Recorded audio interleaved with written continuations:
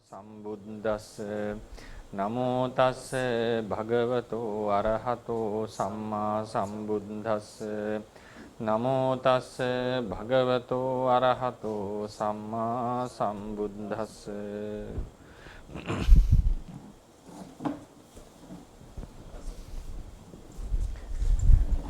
ගෞරවනීය ස්වාමීන් වහන්සේලා වරක් ප්‍රමුඛ මහා සංඝරත්නයන් අවසරයි.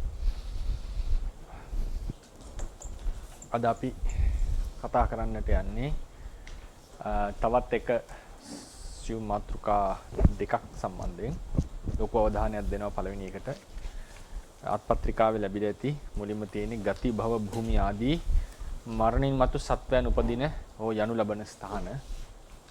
ඊට පස්සේ ඊළඟ පිටුවේ ඇති අජටාකාශය කියලා එකක් ඊළඟට කාලය කියලා. එතකොට එතනින් ඇත්තටම බලාපොරොත්තු වෙන සියලු දේවල් කතා කරලා අවසానයි පරමාර්ථ සම්බන්ධයෙන්. නමුත් තව පොඩි ක්ලාසිෆිකේෂන් එකක් කරන්න ඊට පස්සේ බලාපොරොත්තු වෙනවා. මේ ඉගෙනගත්ත දේවල් සියල්ල එක තැන කැටි කරගන්න. එතකොට හොඳ අදහසක් එනවනේ අපිට. ඊට පස්සේ තව දවස් දෙකක් මම ගන්නවා මේ පරමාර්ථ කියන මාතෘකාව යටතේ අපිට ඇති වෙන ප්‍රශ්න සහ දැනුම සම්බන්ධයෙන් ඇති වෙන ප්‍රශ්න ආදිය निराකරණය කරගන්නට තව අපි ඉගෙනගත්ත දේවල් ටික තව ගැඹුරින් විමසා බලන්නට පාඩම් දෙක තුනක් අරගන්නවා. දෙකක් විතරයි බොහෝ දුරට. ඊට පස්සේ අපි රූප ප්‍රතිචේන මම බලාපොරොත්තු වෙන්නේ මේ හෙටින් රූප ඉවර කළා රූප වලට ආරම්භය ගන්න සඳට. නමුත් පේනවා ටිකක් දවස් දෙක තුනක් වැඩිපුර ගන්නවා මේ පාඩම විතර. ඉතින් මෙතන අපි මුලින්ම කතා කරන්නේ කෙලින්ම කිව්වොත් උපදින භවය ගතිය භූමිය කියලා අහලා තියෙනව නේද? ඒ භව ගති භූමි විශේෂයෙන් ගති කියන මාතෘකාව යටතේ මම කතා කරනවා. ඒවා වලත් යම් විද්‍යමාන භවක් තියෙනවා. විද්‍යමාන භවක් තියෙනවා. ඒක අපිට මේ කෙලින්ම අර ඩිරෙක්ට්ම තොරතුරු වශයෙන් හම් වෙන එකක් නෙවෙයි. නමුත් ඒක සනාථ කරන්නට ඕන තරම් සාධක අපිට ථේරවාද සම්ප්‍රදාය හම්බ වෙනවා. ඒ නිසා මේකත් මේ පරමාර්ථ කියන මාතෘකාව යටතේ අපි කතා කරන්නට බලාපොරොත්තු වෙනවා. ඒක කතා කරන් යනකොට අවසානයේදී තේරෙයි ඇයි මෙහෙම ස්වභාවයක් ගැන අපි කතා කරේ කියලා. සමහර කෙනෙක් ටිකක් මේක අමුතු වෙන්නට පුළුවන්. ඇයි මෙහෙම මාතෘකාවක් ගත්තේ කියලා. හැබැයි ඒක ඉදිරියට යනකොට විශේෂයෙන් කර්මාදී පාඩම් ඉගෙන ගන්නකොට හේතුඵල සම්බන්ධ ඉගෙන ගන්නකොට මේ වගේ ස්වභාවයක ප්‍රකට භාවය එන්න දැනෙන්නට පටන් ගන්නවා. ථේරවාද ශාසනයේ සඳහන් වෙනවා ගති පහක්. මම ගති කියන මාතෘකාවෙන් يعني භූමි ගත්තොත් 31ක් නේ. භව වශයෙන් ගත්තොත් 9ක් මහ භවයක්. විඥානට්ඨිති වශයෙන් ගත්තොත් 7ක් ආයතන 2ක්. විඥානට්ඨිති කියලා කියන්නේ සිත පවතින ස්ථාන ඒවා 7යි. ඒවා ඒක සම්පූර්ණ වෙන්නේ ආයතන දෙකකුත් එකතු කරලා. ඊළඟට ගති වශයෙන් ගත්තොත් 5යි. යෝනි වශයෙන් ගත්තොත් 4යි. ඡණ්ඩය ජලාබුජාදී ලෙස. ඒ අපේ උප්පත්තිය බෙදලා තියෙන ක්‍රම ඒ විදිහට හම්බ වෙනවා අපිට. ඒකෙන් ගති කියන එකෙන් මම පටන් ගන්න අද මේක හැම එකටම මේක ඇප්ලයි කරන්න පුළුවන්. ඉතින් ගති ගත්තම් පහක් තියෙනවා. නිරය ගතිය, තිරච්ඡාන ගතිය, പ്രേත ගතිය, මනුස්ස ගතිය, දේව ගතිය. එතකොට සාමාන්‍යයෙන් අහලා ඇති අසුර නිකාය කියලා නිකායක්. ඒක සූත්‍ර සහ අභිධර්ම කියන දෙකේම හම්බ වෙනවා. සූත්‍රවල සමහර සූත්‍ර පිටකයේ තියෙන සමහර ගාථාවල පැහැදිලිවම අසුර කාය කියන പ്രേත ලෝකයේ අසුර කාය කියන දෙක පැහැදිලිව දක්වලා තියෙනවා. සමහර අයට හිතෙන්න පුළුවන් අසුර කාය කියන එක අභිධර්ම විතරක් උගන්වන එකක් කියලා නෑ. ඒක සඳහන් වෙන සූත්‍ර තියෙනවා. විශේෂයෙන් ගාථා අසුර කාය ගැන සඳහන් කරපු. ඊටින් ඊළඟට මෙතනදී ගතිවලදී പ്രേත කියන කොටසම තමයි අසුරව දාලා ඉන්නේ. අසුරේ වර්ග 5ක් ඉන්නවා. ඒක අපි කතා කරනවා මේ කර්ම කියන පාඩමට ආපු දවසට.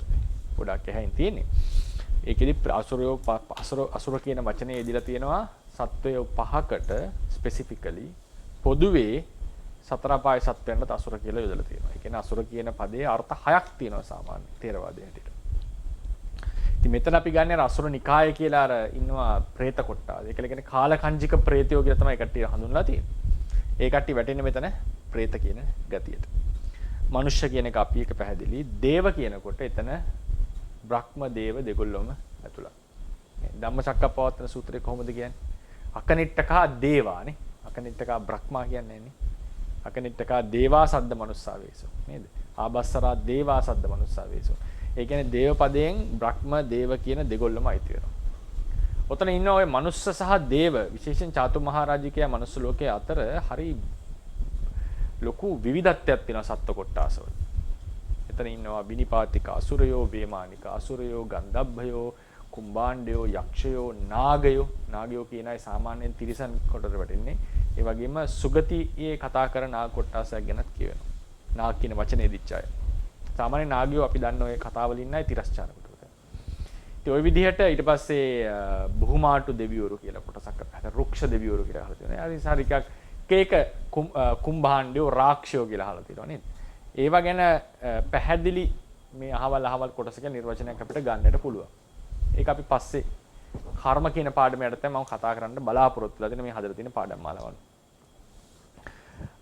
ඉතින් එතකොට මේ සියලු ඒ කට්ටිය ඔක්කොම වැටෙන්නේ. ඒ අතරමැද ඉන්න අයත් වැටෙන්නේ මෙතන දේව කියන කොටස. ඒ කට්ටිය බෙදීමේදී 31 තලයේ බෙදෙනකොට අපි ගන්නේ චාතුර් මහා රාජික නිකායට අයිතියි කියලා.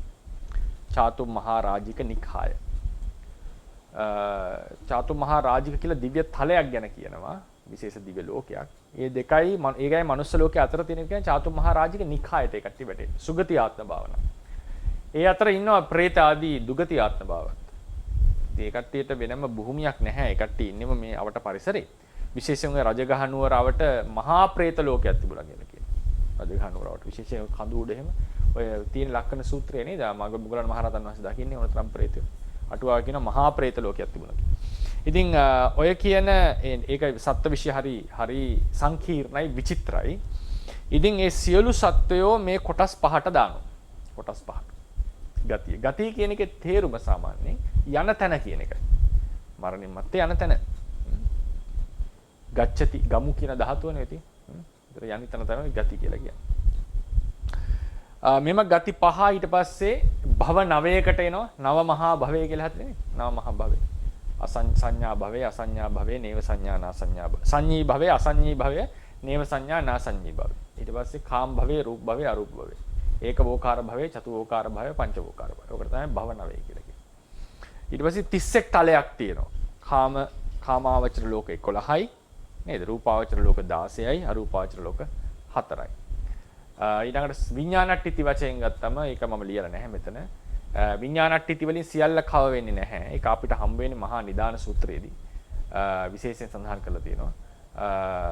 නානත්තකාය කොහොමද කියන්නේ නානත්තකාය නානත්ත සංඤී. නේ අහලා තියෙන ප්‍රසිද්ධයිනේ නානත්තකාය ඒකත්ත සංඤී. ඒකත්තකාය නානත්ත සංඤී. ඒකත්තකාය ඒකත්ත සංඤී. ඊට පස්සේ ආකාසානං ඡායතන සංඤී, විඥානං ඡායතන සංඤී, ආකින්චඤ්ඤායතන සංඤී. ඊට පස්සේ කියනවා දේ ආයතනානි කියලා තව ආයතන දෙකක් ගැන කියනවා. අසඤ්ඤ සත්‍යයයි නේව සංඥා නසඤ්ඤායතන. ඔක තමයි බුද්ධ දේශනාවේ සත්ත්‍ය විඥානට්ඨිතයයි 7යි ආයතන 2යි. එතකොට 9ක් වෙනවා. එතනත් 9ක් තියෙනවා. ওই විදිහට ওই ගති පහ ඊට පස්සේ යෝනි 4කට. යෝනි කියලා ඉපදින ක්‍රමය. බිත්තරෙන් උපදිනවා. ඊට පස්සේ මව් කුසින් උපදිනවා. තෙත පරිසරයක උපදිනවා කියලා එකක් තියෙනවා. ඊට පස්සේ උප්පාතිකව උප්පත්තිය ලබනවා. ඉතින් ඒකේ මේ දැන් ගතිය කියන එක විතරක් අරගමු. ගතිය කියන්නේ යන තැන කියන එක සාමාන්‍ය විස්තර වෙන්නේ. ඒ වචනාර්ථය ගත්තම. ඒක හැමතිස්සෙම අපි ඉදත් කිව්වා නේද මේ වචනයක් ගත්තම වචනාර්ථය අභිධානාර්ථය, අභිධේයාර්ථය, දබ්බාර්ථය. වචනයක් හැදිච්ච හැටි විස්තර කිරීමේදී දෙන අර්ථයට කියන අභිධානාර්ථය කියලා. අභිධේයාර්ථය කියලා කියන්නේ ඒකේ තියෙන වචනෙන් විස්තර කරන්න බැරි අර්ථ ගැබ් වෙලා තියෙනවා. පරමාර්ථ වශයෙන් කවුද නියෝජනය කරන්න කියන එක දබ්බාර්ථය. ඒ වගේ ගත්තම මේ යම් ඊතර උදාහරණයක් මේක ගොඩක් දබ්බාර්ථයට කිට්ටු කරලා මම දීලා තියෙන්නේ. ඒකේ අභිධේයාර්ථය කියලා ගන්න පුළුවන්. යම් ජීවිතයක නම්බර 1 බන් 3 1 යම් ජීවිතයක පහළ වෙන විපාක චිත්තචෛතසික ධර්ම සහ කර්මජ රූප විපාක චිත්තචෛතසික ධර්මයි කර්මජ රූපයි ගති නම් වේ. ගති හෝ ගති ඒකට කියනවා ගති හෝ ඒකට කියන තව නමක් තමයි ගති. නැත්නම් ගති කියලා කියනවා. ඔය ත්‍රිපිටකේ හම්බ වෙන වචන. ගති. ඉතින් ඒකෙදී ඇත්තට මේක ත්‍රිපිටකයේ හෝ අටුවාවේ මට ඒක හරියටම කියන්න තේරෙන්නේ නැහැ. ගති කියන වචනේ හම්බ වෙනවා. එතකොට ඕකෙදි විශේෂයෙන් මතක තියාගන්න ඕනේ ඕකේ ලෞකික විපාක චිත්තචෛතසික තමයි ඇතුළත් වෙන්නේ. ලෝකෝත්තර විපාක චිත්තචෛතසික අපි ගන්න නැහැ සාමාන්‍යයෙන් ගතිය කියන වචනේට. ඒ කියන්නේ ඵලචිත ගන්නෙ නැහැ. එතකොට මේක තමයි ගතිය කියලා කියන එක. එක විපාක චිත්තචෛතසිකයි කර්මජ රූපයි. ඒක පැහැදිලි. ඒක ධර්ම. නාම රූප ධර්ම. ඊට පස්සේ සත්වයක උපදින යම් භූමියක් හෝ ස්ථානයක් කියලාත් ගති කියන්න පුළුවන්. තැන. දැන් මනුස්ස ලෝකේ නම් මේ මනුස්ස භූමිය කියලා එකක් තියෙනවා. ඊට පස්සේ දිව්‍ය ලෝකේ නම් දිව්‍ය තලයක් තියෙනවානේ. නේද? പ്രേත ලෝකයේ අයට වෙනම තලයක් නැහැ. ඒකට මනුස්ස ලෝකයේ වගේක් ඇසුරු කරන්න තමයි ඉන්නේ. නිරයට තියෙනවා වෙනම තැන්. නිරය කියලා සඳහන් වෙච්ච තැන්. ඊට පස්සේ තිරිසන් ගතුන්ටත් ඒ මනුස්ස ඒක ඕනනම් කෙනෙක්ට කියනවා තිරිසන් තලයේ මිනිස්සු ඉන්නවද මනුස්ස තලයේ තිරිසන් ඉන්නවද කියලා දැන් සාමාන්‍යයෙන් ඔය කියනවනේ නේද මේ කැලේට එහෙම ගියාම උන්ගේ තැනට තමයි අපි ගියේ කියලා නේද ඒ නිසා මේ ඔක දෙපැත්තම හිතන්න පුළුවන් මනුස්ස තලයේ තිරිසනා ඉන්නවද තිරිසනාගේ තලයේ මිනිස්සු ඉන්නවද කියන එක මගේ ප්‍රායෝගිකව මේකක් සාමාන්‍යයෙන් අපි කියන්නේ මේක මනුස්ස තලයේ කියලා මිනිස්සු ප්‍රධාන කරන් තමයි මේක සලකලා තියෙන ධර්මයේ හැටියට බයොලොජිකලි ගත්තාම සත්තු තමයි ඉස්සලා ඇවිල්ලා තියෙන්නේ මිනිස්සු කියන අය පස්සේ ඇති වෙච්ච කොටාසය කෙසේ වෙතත් ඒ උපදින තැනට කියනවා ගතිය කියලා. ඒකට කියන නම තමයි සංජාති ගති. දීලා තිබා සංජාති ගති. හැන්ඩ් අවුට් එකේ දීලා. සංජාති ගති කියන වචනේ කවුරුහරි සර්ච් කරොත් ඔබට හම්බ වෙනවා සංජාති ගතිය කියන එක විශේෂයෙන් රිෆර් කරලා තියෙන්නේ රූපස්කන්ධය පවතින තැනට. වේදනා සංඥා සංස්කාර විඥාන පවතින තැන සංජාති ගතිය කියන්නේ නැහැ. නමුත් මේ ඉගැන්වීමේ පහසුව සඳහා මම මේ වචනේ යොදා ගන්නවා. හරිනේ? මම මේ වචනේ යොදා ගන්න එක මතක් කරන්නට ඕනේ. මේ ගති කියන පාඩම කර්ම කතාවේදී අපි දීර්ඝව විස්තර කරනවා. මේකේ নানা ප්‍රභේද කතා කරන්න තියෙනවා. කොහොමද ගතියට කර්මයේ ඉෆෙක්ට් වෙලා තියෙන්නේ, වෙනස් වෙච්ච හැටි, ඒක මේ ප්‍රාර්ථනාවේ බලපෑම, කර්මයේ බලපෑම, ඒක নানা ප්‍රභේද වලින් කතා කරන්නේ. මේ දල අදහසක් මේ දෙන්නේ. මේ කියන්නේ මේ ගතිය පරමාර්ථව යම් විද්‍යමානත්වයක් මේකේ තියෙනවා කියන එකයි මට කියා ගන්නට ඕනේ. පරමාර්ථ පාඩමෙන් හින්දා. එහෙම නැත්නම් ගතිය විස්තර කරනවා නොවේ මේ. සංජාති ගති කියලා කියන එකට භූමි කියලාත් කියන්නත් පුළුවන්. ඒ කියන්නේ උපදින තැන ස්පේස් එක කියලා හිතන්න. ඒ තැන. එතකොට ඒ යම් කිසි භවයක අපි ඉපදෙනකොට ඒකේ පහළ වෙන සියලු රූප නාම රූපයන්ට ගතිය කියන්නේ සාමාන්‍යයෙන්. කර්මජ රූප සහ විපාක චිත්තචෛසිකයන්ට ලෞකික විපාක චිත්තචෛසිකයන් තමයි ගතිය කියලා කියන්නේ. ඊට පස්සේ මොනවද උපදින තැනටත් ගතිය කියලා කියන්නට පුළුවන් විශේෂයෙන් සංජාති ගති කියලා එකට සංජාති දේශ ගති කියලා කියනවා සංජාති දේශ මට මතක හිටියට ඊළඟට නම්බර 3 ඒ භවෙහි උපන් සත්වේනට ආවේනික ලක්ෂණ තීරණය වෙන අවස්ථා භූමියක්. ඕක තමයි අද කතා කරන්න මම බලාපොරොත්තු වෙන්නේ. අවස්ථා භූමියක් ලෙස මේක ගන්න. මේක අවස්ථා භූමියක් ලෙස මම ඒ කියන්නේ ඒ වචනයක් මට සම්පූර්ණයෙන් කියාගන්න තේරෙන්නේ නැත්ත කිව්වොත් ඒකෙන් මම බලාපොරොත්තු වෙන්නේ යම් කිසි විද්‍යමාන ස්ටේට් එකක් යම් අවස්ථාවක් මේකේ තියෙනවා ඒක නැහැ නෙවෙයි කියන එකයි කියා ගන්නට ඕනේ. ඒ නිසා සමහරට මේ යොදන වචනේ ඒ තරම් ඇකියුරේට් නොවෙන්නට පුළුවන් අවස්ථා භූමියක් කියන එක. නමුත් මට කියා ගන්නට ඕනේ මේ නාම රූප වලට අමතරව මේ අපි කතා කරන භූමියට අමතරව යම් ෆිනොමිනන් එකක් ඒක ධර්මතාවයකට බරයි ගොඩක්. නමුත් ඒකේ ධර්මතා ලක්ෂණ ධර්මතා ලක්ෂණ දෙකම පෙන්눔 කරනවා. ඒක ලෙක්චර් එක අවසානයේදී දේශනා අවසානයේදී අපිට යම් අදහසක් එයි. එහෙම තීරණය වෙන ගතියකටත් තියෙනවා අපි ගතිය හෝ භූමිය කියලා කියනවා. ඒක අපිට කෙලින්ම ත්‍රිපිටක අපේ අටුවා ආදීෙහි අපිට කෙලින්ම හම්බ වෙන වචනයක් නෙවෙයි. ඒක මතක තියාගන්නට ඕන. සාමාන්‍යයෙන් ගතිය කියන එකට ওই අර්ථ දෙක තමයි තියෙන්නේ. මුලින් කියපු අර්ථ දෙක. මේ තුන්වෙනි අර්ථය අපිට දේශනාව ඉගෙන ගන්නකොට වැටහෙනවා. ඒතර ඇයි මේක උගන්වන්නේ කියලා ඇහුවොත් ඒක ඒ තරම්ම දේශනාවට ඉන්ෆ්ලුවන්ස් කරනවා. ඒ නිසායි මේක මේ පළවෙනි පාඩමේ කතා කරන්නේ. දැන් සාමාන්‍යයෙන් මේක හිතන්න පුළුවන් අපේ අදහසක්ද කියලා. ඒක දේශනාව ඉගෙන ගන්නකොට වැටහෙන ක්‍රමයක් අපිට දෙයක්. ඒක ගැඹුරින් ධර්ම ඉගෙන ගන්න අය ගොඩක් වෙලාවට මේකට එකඟ වෙනවා. නමුත් ඇයි මේක මුල් අවස්ථාවේම උගන්වන්නේ? ඒකට හේතුව ඒ තරම් ඒක වැදගත් අපේ ධර්මයට ඉගෙන ගැනීමට. ගතිය කියන මේ ස්වභාවය. ඒකෙම අදහස් කරන්නේ එක්තරා අපේ කායික මානසික ස්වභාවයන් වලට යම් තීරණයක් වෙන එක්තරා අවස්ථාවක්. ඒක කොහොමද අපි තේරුම් ගන්නේ? දැන් අපි එක එක භවවල උපදින සත්වයන්ට තියෙනවා ඔවුන්ට ආවේනික ලක්ෂණ ටික. නේද? ඔවුන්ට ආවේනික ලක්ෂණ. මොනවද කියන්නේ දැන්? තිරිසනාට තියෙන දේශනා හැටියට තියෙන ලක්ෂණ තුන තමයි ප්‍රධාන වශයෙන් තියෙන ලක්ෂණ තුන තමයි ආහාර ගන්නවා, නිදා ගන්නවා, සංසර්ගය දෙනවා. සාමාන්‍යයෙන් තිරිසනෙට තියෙන ලක්ෂණ තුන තමයි ආහාරය, නිින්ද, සංසර්ගය. ඔක තමයි තිරිසනාගේ තියෙන කෘත්‍යයන් තුන සාමාන්‍යයෙන්. ඊට අමතරව මිනිස්යාට තියෙන උසස් මනස, උසස් චින්තාමය හැකියාවක් මිනිස්සුන්ට තියෙනවා. ඒක යම් යම් අඩුපාඩුකම් තියෙන්නට පුළුවන් එක එක දෝෂ නිසා. නමුත් පොදුවේ ගත්තම මනස උසස් වූ මනසක් ඇති නිසානේ මනුස්ස කියලා කියලා තියෙන්නේ. මනස උස්සන්නත්තා. හරිනේ? උසස් මනසක් තියෙනවා යාට. ඒ කියන්නේ දියුණුයි මනස, දියුණුයි. යාට හිතන්නට පුළුවන්. චින්තාමය හැකියාවක් තියෙනවා. තිරිසනාට වඩා. ඒක පොදුවේ හැම මිනිස්සෙකුටම පොදු දෙයක්. තිරිසනාට වඩා ඉන්ටෙලෙක්චුවලි අපි දියුණුයි. දැන් තුසිත භවන එහෙම ගන්න. තුසිත භවනේ තියෙන අනිත් දිව්‍ය ලෝක වලට විශේෂ ලක්ෂණ. මොකද අධික සතුටකින් ඉන්නේ ඒකට. ඒකේ සතුට වැඩි. ඒනේ තුසිත කියලා කිව්වේ. සතුට වැඩි ඒකට. ඒක ලක්ෂණයි සතුට වැඩි ඒකට. නිමාන රතිය පරිනිම්මිත වසවස්සේ තියෙනවා තමන්ගේ කාමසේවනයේදී අවශ්‍ය රූපයට ඒ කට්ටිය හදා ගන්නට පුළුවන් අනිත් කෙනාගේ. ඒ වගේ ඒක ඒ භවයට අදාළ වෙච්ච සමහර කැරක්ටරිස්ටික්ස් ටිකක් තියෙනවා. සමහර බ්‍රහ්ම ලෝකවල ආභාව ඒ තලෙන් තලයට වෙනස් වෙනවා. තලෙන් තලයට වෙනස් වෙනවා. ඉතින් ඒ විදිහට ගත්තම ඒ භවයන් වලට ආවේනික ලක්ෂණ ටිකක් කියලා එකක් තියෙනවා. ඒ භවයක පොදු ලක්ෂණ කියලා එකක්. පොදු ලක්ෂණ. දැන් උදා තිරිසන් එකේ තියෙන තිරිසන් එකට ගියාම ඒකේ ගොඩක් ලක්ෂණ තියෙනවා. දැන් බල්ලා පූසා වගේ ආ බලන්න. සම්පූර්ණ වෙනස් සත්‍යය දෙන්නේ. සම්පූර්ණ වෙනස්. පරිණාමවාදයේ හැට මේ ඔක්කොම ලින්ක් වෙනවා එකම සෛල් එකට. නමුත් ඒක උනත් අර සර්ව සම්පූර්ණයෙන් එක තියරියක් ලෙස ඔප්පු කරගන්න බැරි එකක්. ඔක තාම ඔප්පු කරන්න බැරි එකක්. කොහොමද මේ සම්පූර්ණ ඒ ස්පීසීස් කියන කොටස එක දෙකට කැඩුණාට පස්සේ බල්ලයි පූසා අතර සතෙක් නැහැනේ. නේද? බල්ලයි පූසා අතර ඉන්නේ බල්ලා එක්ක පූසා එක්ක කුරුල්ලා එහෙම සත් තමයි ඉන්නේ. ඔය එක සතෙක් හම්බ වෙනවා කුරුල්ලයි මාළුවයි අතර. පස්සේ තීරණය කරනවා ඒක කුරුල්ලෙක් කියලා. මුලදී හිතනවා මේ අතරමැදි සත්වෙක් කියලා.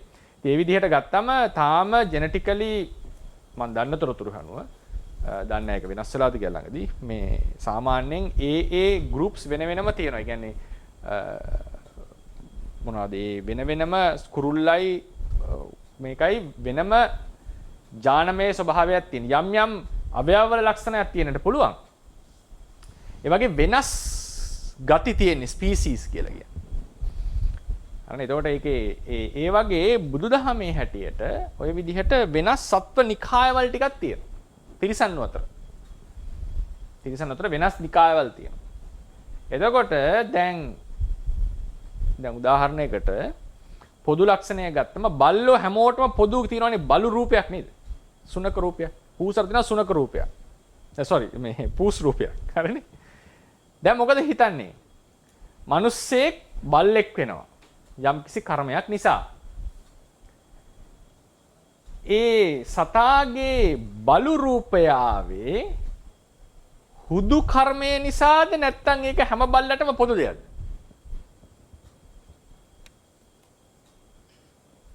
ඒක හැම බල්ලටම පොදු දෙයක්.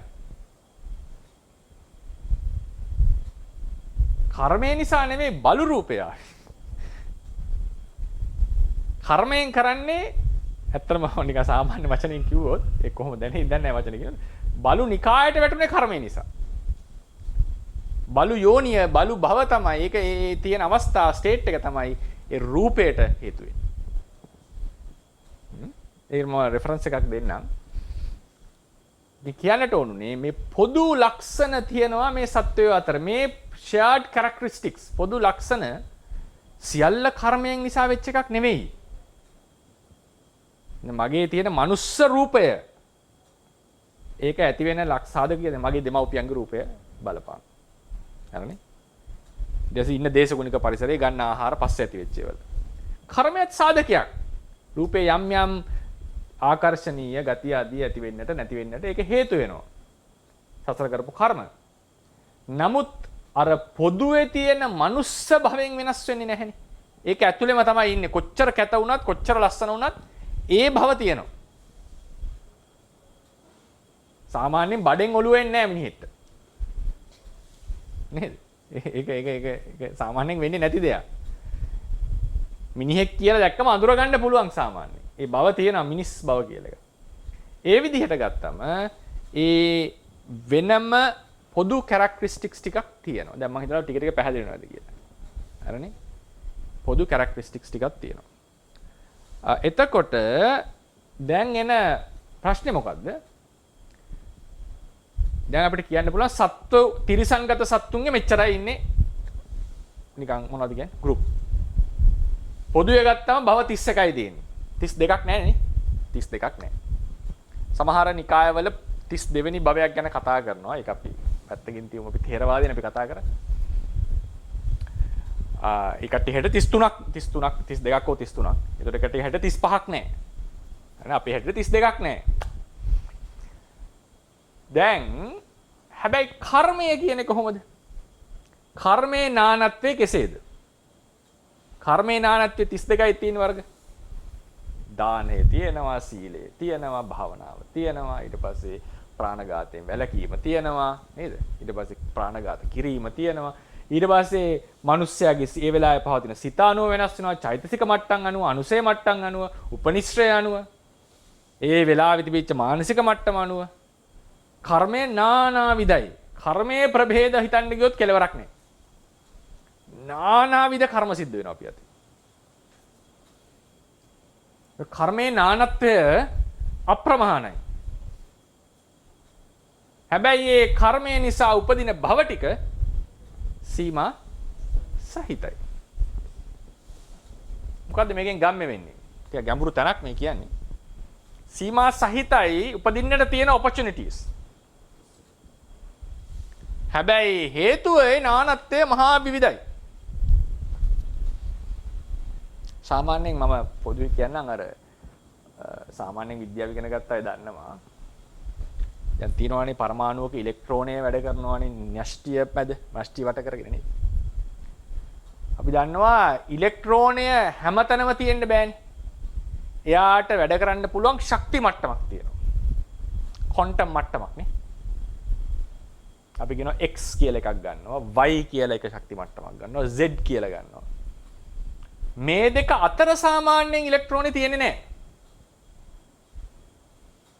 තියෙන්නේ ක්වොන්ටම් ෆීල්ඩ් එක ඇතුලේ ආින්න ඕනේ. එයා පවතින්න පුළුවන් පොසිබිලිටි එකක් කතා කරනවා.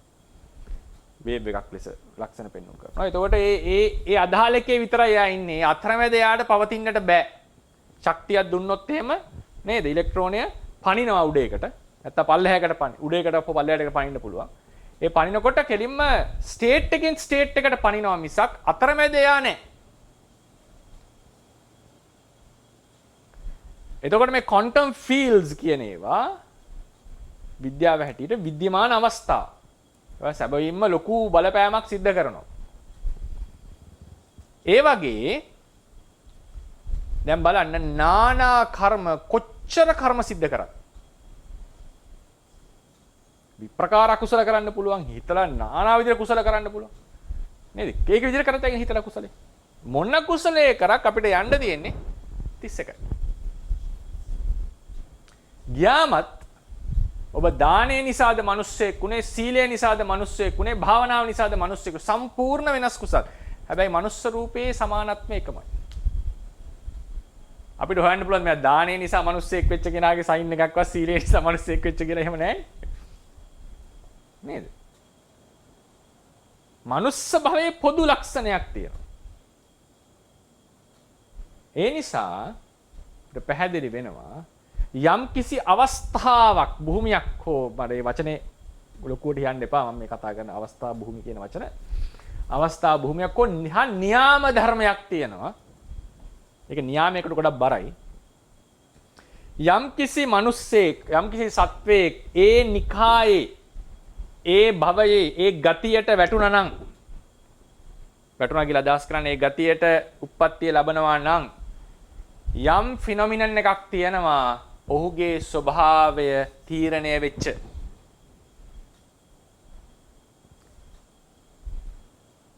මනුස්ස ලෝකේ නම් ඉපදුනේ මනුස්ස භාවයට එනවා. ඒක කෙනෙක් කියනවා දෙමාපියන්ගෙන් ආපු එකක්ද? නෑ. ඒක ඒතකොට පළවෙනි මිනිස්සයාගෙන් ඒක බිඳෙනවනේ. ධර්මයේ හැටියට පළවෙනි මිනිස්සයා ඉන්නේ බ්‍රහ්ම ලෝකෙන් චුත වෙලානේ. ඒ මිනිස්සයා මව් කුසින් උපදින කෙනෙක් නෙවෙයිනේ. යාට ආවේ හැම කල්පෙකම මොන මිනිස්සයා බ්‍රහ්ම ලෝකෙන් ඇවිල්ලා ඉපදුනත් ආදි කල්පයක මිනිස්සයාගේ ස්වරූපය එකමනේ. එක කල්පයකට විතරක් සීමා වෙච්ච එකකුත් නෙවෙයිනේ. විද්‍යාවේ හැටියට මේ සියල්ලම රැන්ඩම් by chance. බුදුදහමේ හැටියට මේවා because of necessity. ඒ කියන්නේ ඒක යම් ක්‍රමයකට මේ තියෙන පවතින දේවල් determine වෙලා තියෙනවා. වෙන සිදුවීම් determine එක තීරණය වෙලා නැහැ. අපි කොහෙටද යමම් බුදු වෙනවද, පසේ බුදු වෙනවද, රහත් වෙනවද කියන එක ඒක අපි ගන්න choice එකක්. ඒක එතන තියෙනවා free will එක. නමුත් මේ පවතින ක්‍රම, මනුස්ස රූපය, මනුස්ස හැඩය, තිරිසන් රූපය, දිව්‍ය ලෝකය, දිව්‍ය භව මෙව්වා යම් කිසි තීරණය වෙච්ච ස්වභාවයක් තියෙනවා. ඒ නිසා අතීත බුදුවරයෙකුයි මේ කල්පේ බුදුරජාණන් වහන්සේ මෛත්‍රී බුදුරජාණන් වහන්සේත් අපි කියනවා දෙතිස් මහා පුරුෂ ලක්ෂණයෙන්ම යුක්තයි. ඇයි උන්වහන්සේ වෙනම රූපයක් ගත්තේ නැත්තේ? අහන්න එපා මේ ප්‍රශ්නේ. ඒ වෙනම කල්පයක්. සම්පූර්ණයෙන් ආය උපපාතිකව උපදින්නට ඕනේ. අපි තුමු දැන් මේ කල්පේ නම් මෛත්‍රී බුදුරජාණන් මේ කල්පේනේ අපි අනාගතයේ මහා කල්පයක අලුත් කල්පයක බුදු වෙනවා කියලා හිතන කවුරු හරි. ඒ බුදු වෙනකොට උත්තමයි. දැන් හිතන්නකෝ සිකී බුදුරජාණන් වහන්සේ මහා කල්ප 31කට කලින් පහළ වුණා. උන්වහන්සේගේ රූපයයි ගෞතම බුදුරජාණන් වහන්සේගේ රූපයයි එක විදිහනේ. යම් යම් වෙනස්කම් තියෙන පුළුවන් ප්‍රමාණාදී ධර්මයේ හැටියට. නමුත් මේ මනුස්ස රූපය දෙතිස් මහා පුරුෂ ලක්ෂණ මේවා සමානයිනේ. එතකොට මේ කල්පයේ අලුතෙන්ම මිනිස්සු ඉපදුනේ උපපාතිකවනේ. ලීනේජ් එකක් නැහැනේ කලින් කල්පයයි මේ කල්පය අතර මව් කුසක සම්බන්ධයක් එන්නේ නැහැනේ. කෙනෙක් කියනවා මව් කුසක ඉපදුනාට පස්සේ මවගේ ලක්ෂණ පියාගේ ලක්ෂණ එක තමයි මේ ස්වරූපය ආවේ කියලා කෙනෙක් තරකයක් ගන්න පුළුවන්. නමුත් ආදි කල්පික මිනිස්සයා එක්ක බැලුවට පස්සේ මේ ලීනේජ් එක කැඩිලා ඉවරයි. හැබැයි මොන බ්‍රහ්මයා චුත වෙලා උපපාතිකෝ ඉපදුනත් මොන කල්පයක වුණත් මනුස්ස රූපයක වගේ. ඒ නිසා මොකද්ද මේකෙන් කියවෙන්නේ? මනුස්ස භව කියලා යම් අවස්ථාවක් ඒක තීරණය වෙන ධර්මතාවයකුත් විද්‍යමානයි. දැනෙන්නේ නැද්ද එහෙම එකක්? මේක හිතනකොට දැනෙනවා. න්‍යාම ධර්ම. ඒක තමයි න්‍යාම ධර්මයක් තමයි මේක තීරණය වෙන්නේ. නමුත් යම් ගතිය, ඒ කියන්නේ මනුස්ස ගතිය කියලා එකක් තියෙනවා. දේව ගතිය කියලා එකක් තියෙනවා. ඒ නිසා ධර්ම ස්වභාවයකුත් මට ටිකක් දැනෙනවා ඒකට. මම ඒක හදිස්සි වෙන්නේ නැහැ මේක න්‍යාමයක්ද ධර්මයක්ද කියලා බෙදන්න. ඒක ධර්මතාවයක් කොම නියාමයක්නේ. ධර්මතාවය කියන්නේ වීමක්. හරි වීමක්. ඉතින් වීමක් තමයි වෙලා තියෙන්නේ අන්තිමට. නමුත් මනුස්ස ගතිය කියලා අවස්ථාවකුත් මට නිකන් හිතද්දි පේනවා. දේව ගතිය කියලා එක.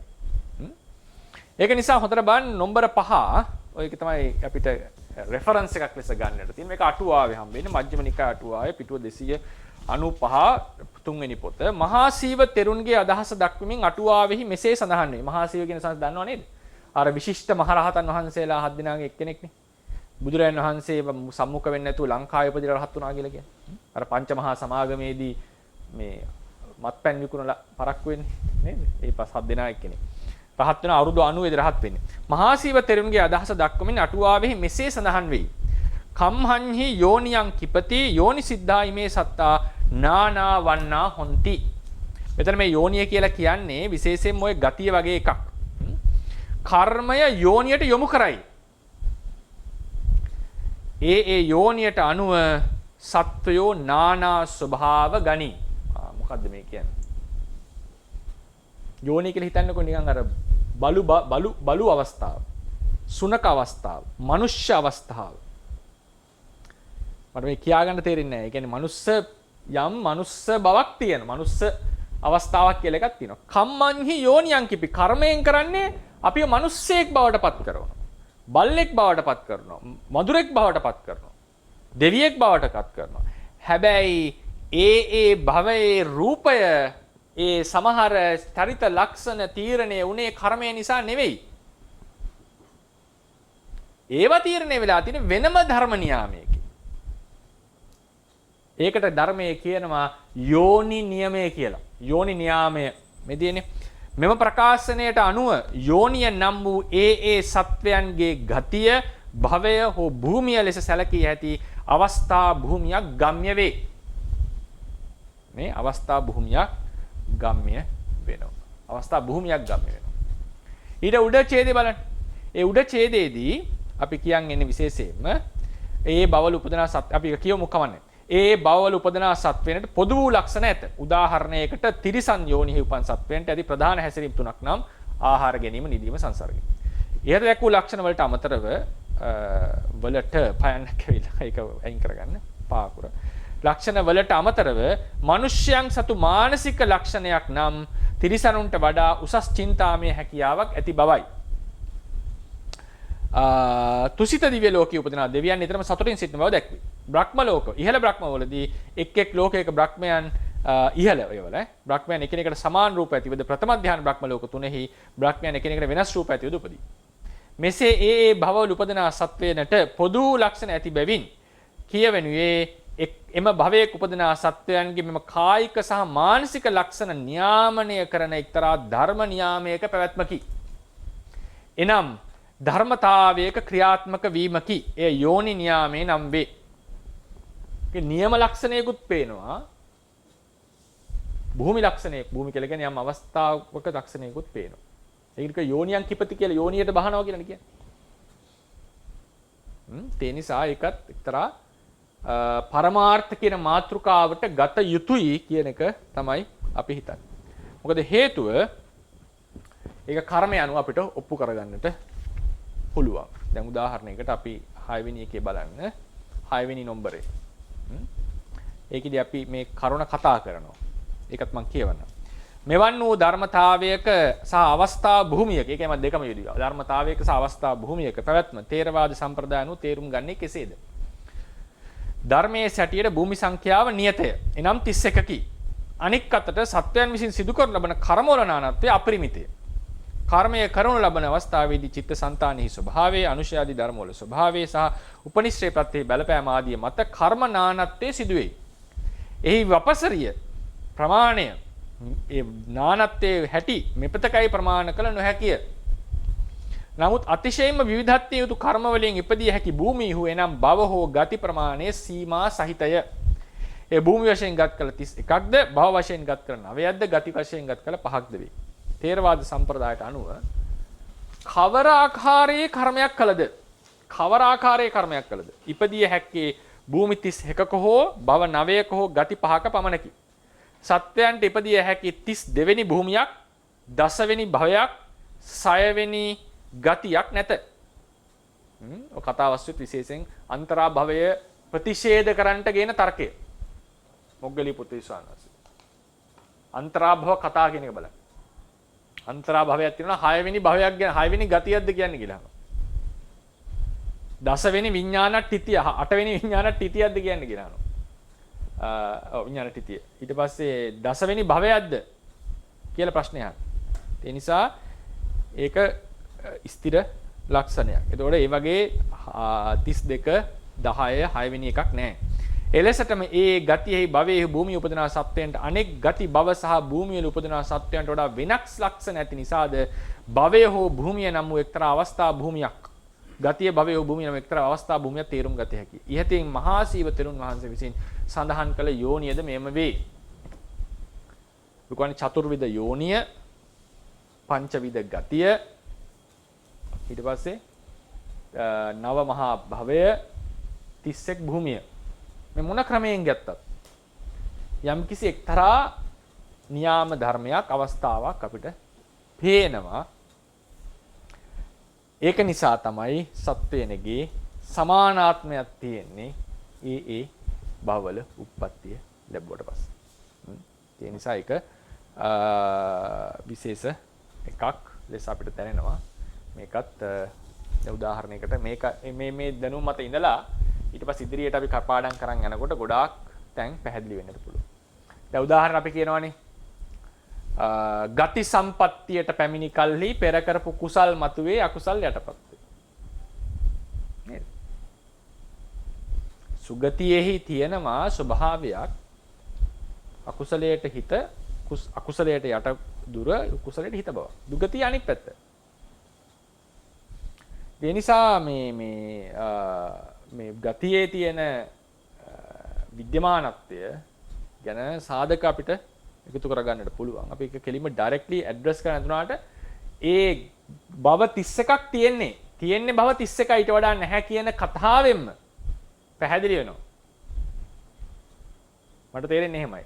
තියෙන්නේ භූමි 31යි භව 9යි ගති 5යි කියලා ස්ථිරව කියන්න. ඊට වඩා එකක් ඉන්න බෑ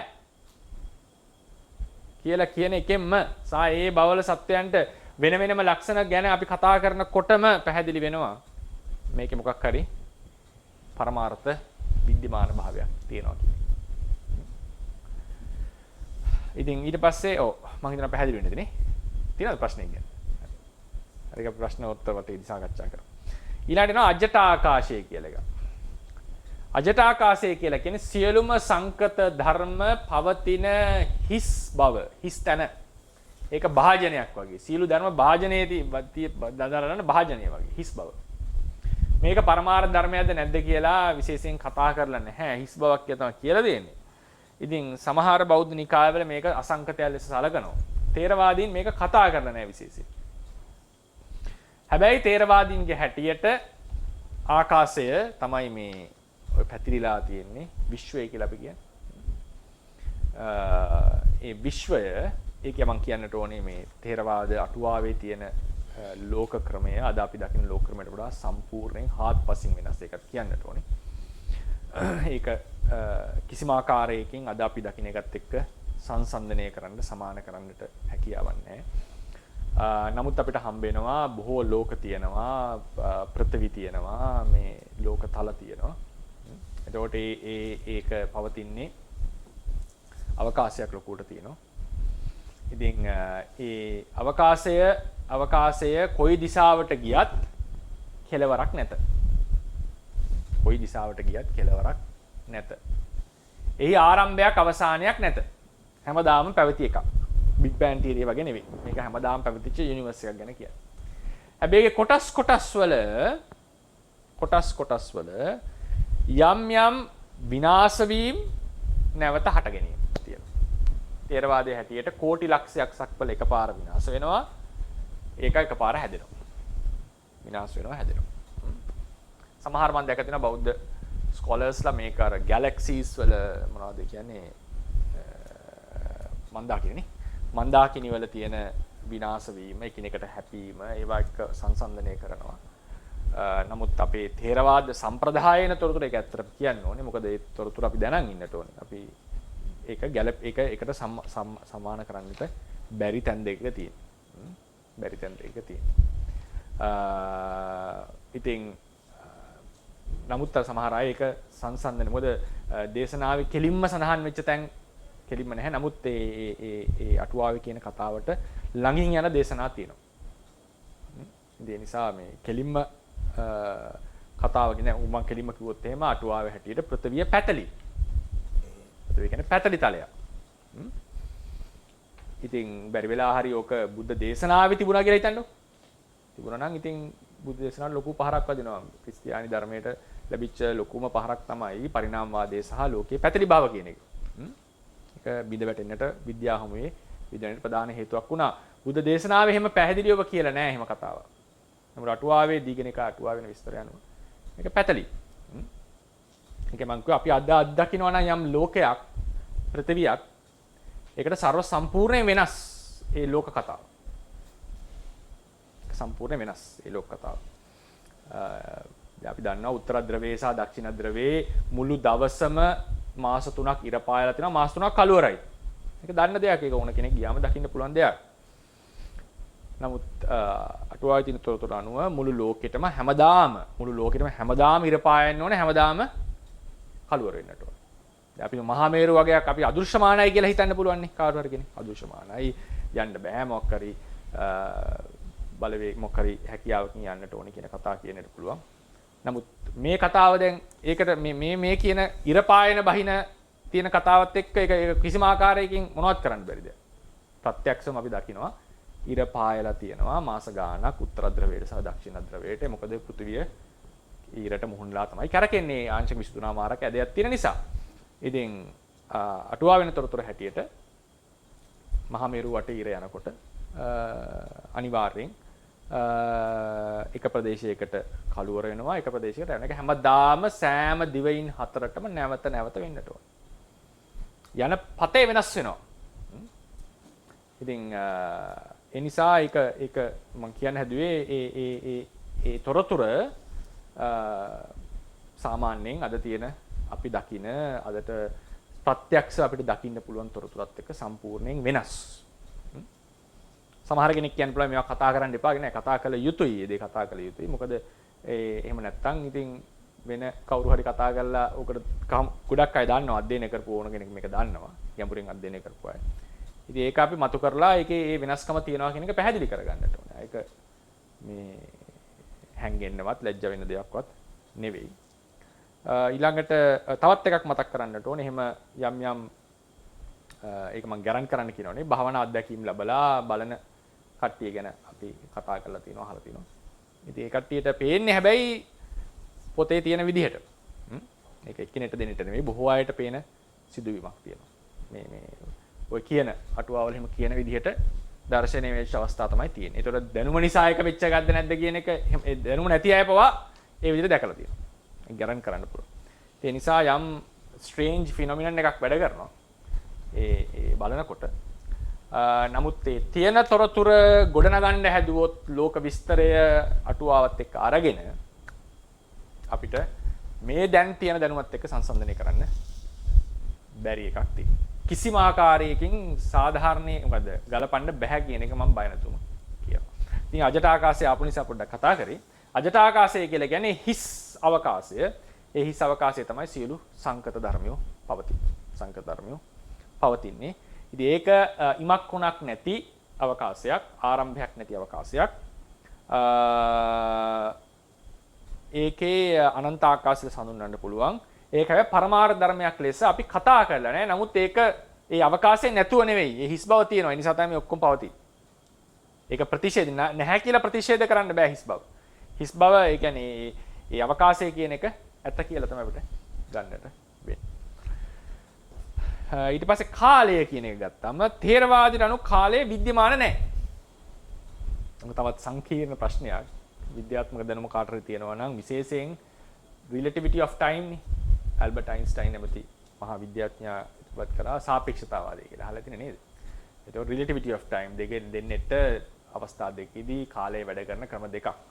අධික වේගයකින් ආලෝකයේ වේගය වගේ වේගයකින් කවුරු හරි ගමන් කරනකොට ඔහුට වේලාව දැනෙන ක්‍රමයක් අපිට දැනෙන ක්‍රමයක් අධික ගුරුත්වයක ඉන්න කෙනෙක්ට වේලාව දැනෙන ක්‍රමයක් ඒ ගුරුත්ව ශේෂ අධික නෙමෙයි ගුරුත්වය වැඩි තැනක ඉන්න කෙනෙක්ට දැනෙන වේලාව දැනෙන ක්‍රමයක් වෙන කෙනෙක්ට දැනෙන ක්‍රමයක් වෙනස් කියන එක තමයි ඔහුගේ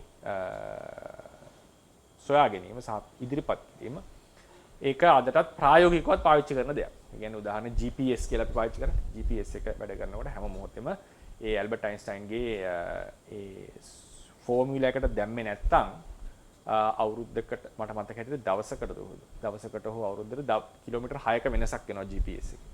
ඒවා මගහැරව ගන්න මේ ෆෝමියුලා එකට දාලා ඒ කාලයේ වෙනස හරි ගැස්සුවම තමයි අපිට ඇකියුරේට් GPS එකක් එන්නේ. ඒක දැනට ප්‍රායෝගිකව යොදා ගන්නා වූ ෆෝමියුලා එකක්. ඒක එහෙම ප්‍රතිෂේධ කරන්න පුළුවන් එකක් නෙවෙයි.